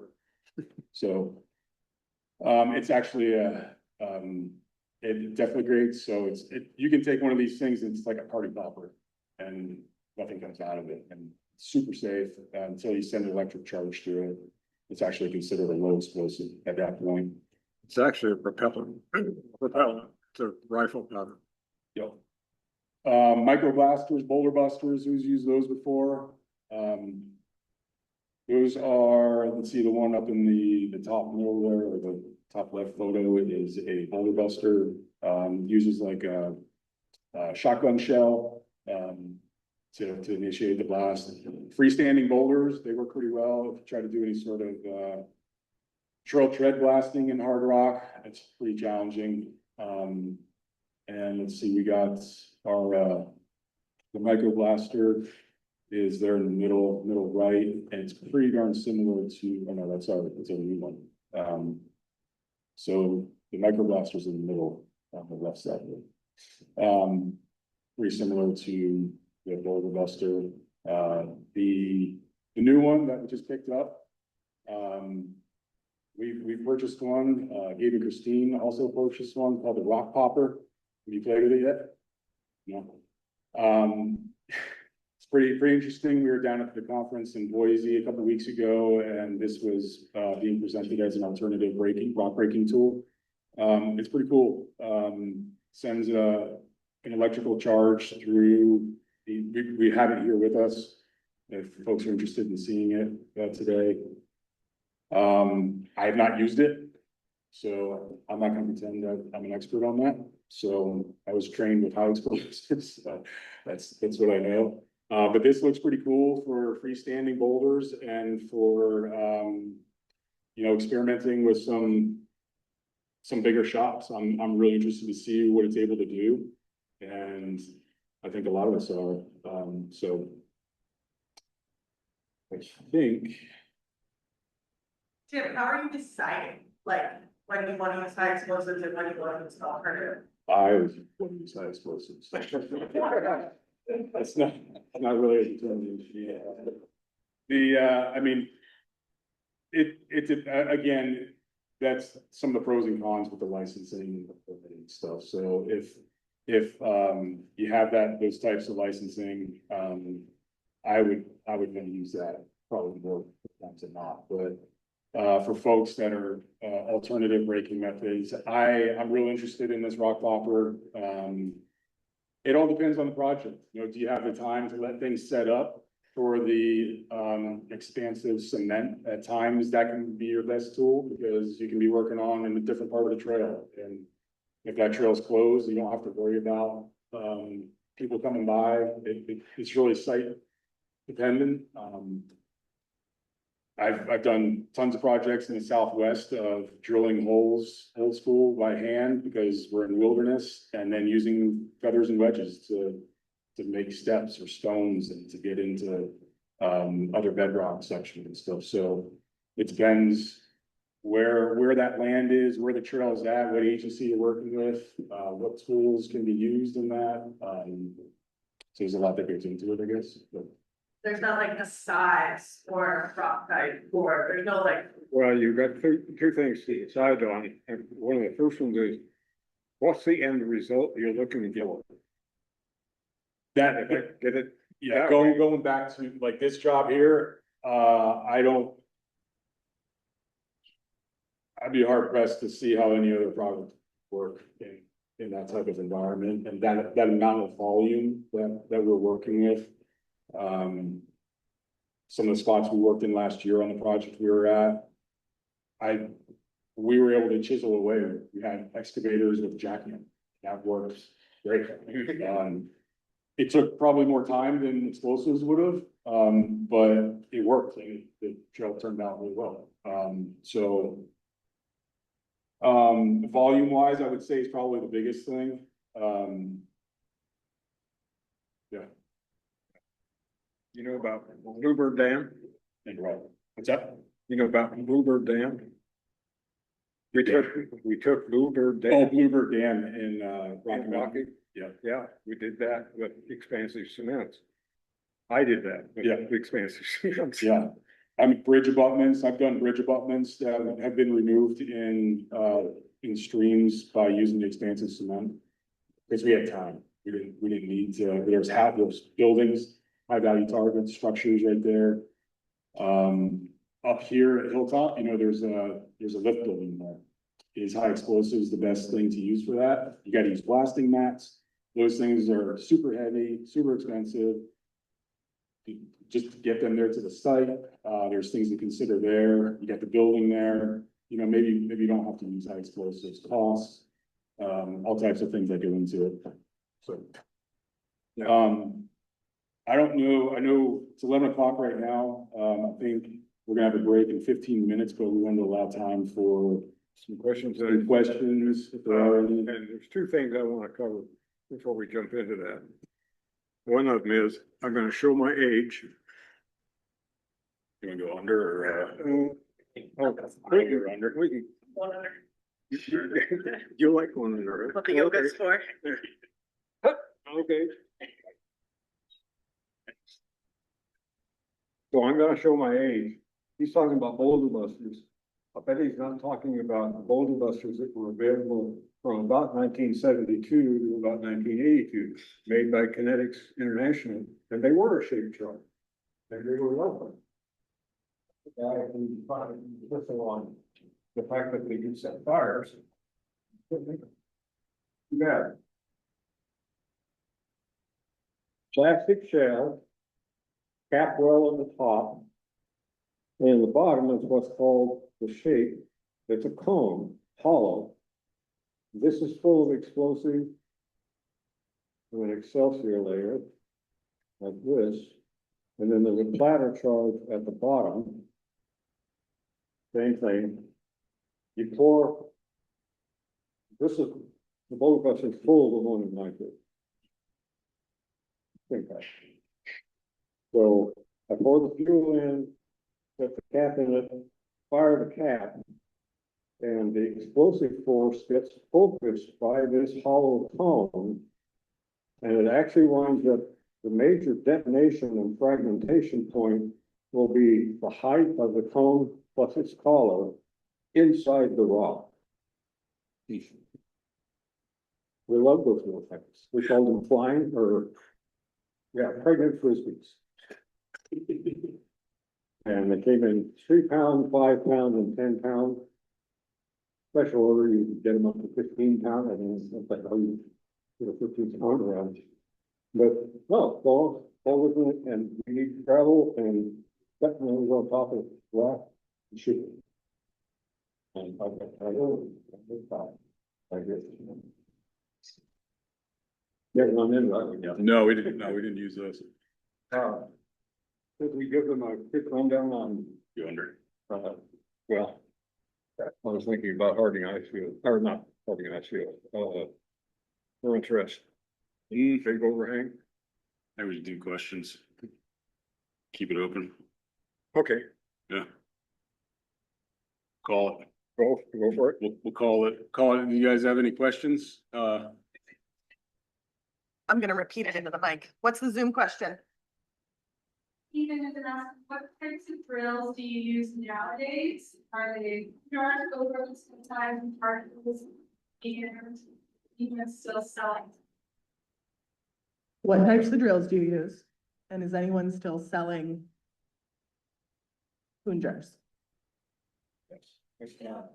As far as I know, boom jars are not being made anymore. They're very hard to find parts for. There's a couple places in the lower 48. There's a place in California that we used to get parts for, originally made in Sweden. You can Husqvarna. eBay, Husqvarna. You can find parts for them. They're very specialized though. Pretty hard to find. The other drills, Hilti drills, Makita, Milwaukee, cordless, corded, a 1000, 2000 generator will power the drills and get you basically the diameter hole that you need for any of the expansive grout, even explosives. So Yeah, I mean, that's typically what folks are using now is kind of a generator plus a Makita or Milwaukee or rotary hammer drill. So anybody else have anything else on those? My understanding is that the Atlas Copco company that used to make the bar, segregated to the company, which is the closest kind of bar, layer like backgrounds. It's not like none of us that car doesn't have quite that ever, but it is the only gas powered model that will drills and brakes. You can get to the electric, whether they're battery powered, or they have a breaker or a drill. You know, how the bomber electric doesn't do it, it's with the gas powered. Yeah. So we actually had really good luck with Bosch. So, breaker, it's the peak, they have one Bosch that's, meant to be run top down with the pressure handles where basically right now working on it. And then the lighter gray one, we got on the trails, has the, you can, run it out on the or it doesn't require ground for pressure. Person points. So Christine was just mentioning that the Cobra Combi is kind of the newer version of the bone jar. I was never a big fan of those. They're a newer bit, version of Cobra. yeah, they're about 60 pounds, 65 pounds. They just didn't have the drive and the weight to drill and chip the way that the bone jars did. And then she was mentioning that they have a Bosch that they use that allows them to go vertical, and there's also a model that goes horizontal. So I have not used that one, but it works on a generator. So. Is there any other online questions? Anything else? Yeah. Actually, a two-part, it might be boring compared to this stuff, but how dangerous is old dynamite? First question. And is there anything like our radios or anything that can put out a signal that detonate any of this stuff? So two-part question, abandoned explosives, touch on that first. Mike created through the years, some folks might know the Stampede Mine catastrophe that happened up near Denali. That initiated the National Park Service to start building off the blasting program and create a abandoned explosives program. I was lucky enough, again, with Mike's instruction that I got trained in that a number of years ago. And by the time I left the Park Service, I was one of two people, maybe three, a couple folks in California that were still doing it. Those people were retiring. A lot of my stuff was based in Kennecott and McCarthy.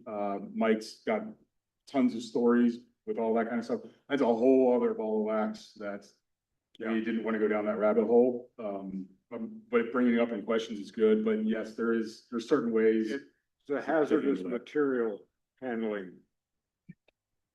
It's considered a hazardous material. Blasting is one way to handle old explosives, but if handling old explosives is a hazardous waste material activity, not a blasting activity. There's other ways to deal with it. It's not gonna blow up. It can.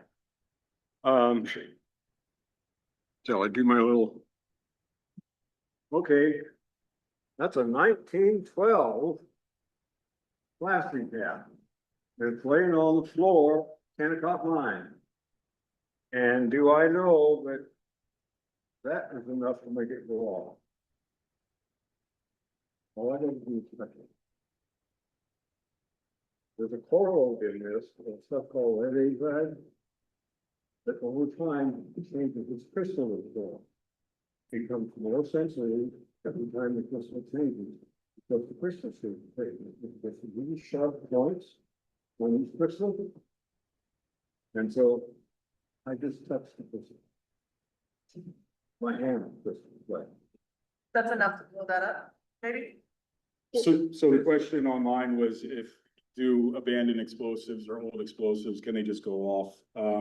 Through time, people have brought these things that they find in parks, forests, all over the place. They brought them into visitor centers. And like Mike said, you just did the hard work for us. So like, you just told us that this thing is stable enough to actually handle because you didn't blow your hand off. Yes, they can go off if you breathe on them wrong or touch them wrong. But as Mike also said, it's not, what blasting and using explosives is one way to get rid of the hazardous material of which is abandoned explosives. Yeah. We When did. is the high risk point? When it's first discovered? Yeah. And it's almost never a blaster that makes that first discovery. We did numerous with the Park Service, because of the NPS 65, Director's Order 65, the abandoned disposal was in that. And Mike's done numerous removals across the country in Alaska. There's all kinds of data on how many pounds of the dynamite have been found in old mines in the Park Services and Forest Services. I still get calls today from folks that knew I was doing that before about things. So I talk to them about it, but over the last, when I was with the Park Service, I was the regional blasting officer, and I got those calls to remove caps. We dug some up in Kennecott, and these things are, 100+ years old that they were trying to, get rid of at the mill building out there, for egresses and safety and stuff like that. So we were on the hillside digging through all this stuff. And I mean, there's EOD teams that get called out to do this stuff with like full body suits and wearing $500,000 worth of gear. And, I got a hard hat on and a metal shovel. Like, what am I doing with a metal shovel? So like, it was pretty crazy, not cowboy, it's calculated risk of what we were doing. So the second part was radios. So yes, using, depending on the initiation system that you're using, you want to be grounded, before you set anything off with electric blasting caps. You'll down, touch the ground. Yep. Everything. Make sure you're grounded, touch the ground before you're hooking things up. Typically you have somebody on the radio that are standing, back from you. Okay, so like us making a radio call. Okay, No, and that's receiving a signal will not set anything off. Sending a signal will, because you're too close to that circuit Okay, when you do that. So, well, my old rule of thumb, and I have to dig into one of these books to find out, what the feds say it's supposed to be. But 50 feet, you're 50 feet away from any part of that circuit, go ahead and call. If you're closer than 50 feet, start yelling, but turn the radio off. So the question online was, radio transmission, can it set off a cap, to initiate a blast? Yes, it can. You want to be grounded. There's certain distances you want to stay, away from. We typically had the person on the radio was standing back from people actually loading holes and initiating the shots. Yep, stuff like that. Yeah. Anything else? I'm on. What do we do when charges go off? Don't. Oh, don't go off? Oh, yeah, that's fun. Your That's- marker back. Yeah, have a roll of toilet paper with you. So I've had a couple of those. It's always good to work in tandem. Obviously, you're not out there by yourself doing this. You want to have somebody checking things with you. You're working off of a buddy system. So there's protocols for that on what you got to wait a certain amount of time. Make sure you don't have some sort of hang fire going on in there, just burning in the hole with not initiating. I mean, you could have the trail shut down for 12 hours or 24 hours, which would not be okay. So you gotta let all the guards know you're in constant communication, safety factors. And then as the blaster in charge, then you wait. And then, I mean, so pretty much you're standing at least 500 to 1,000 feet back. Anybody that is anywhere near the shot is the blasting radius. You're treating it as a blast that's already in process. Yes, you have to treat it as a blast in process at this point.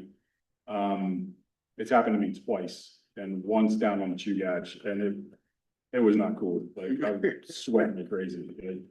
And my buddy and I were hooking it up, and it was just the fact that we had the delays. One shot went off, but I knew it wasn't right. And the way that it was hooked up in the holes, the connectors were incorrectly, it basically got cut off.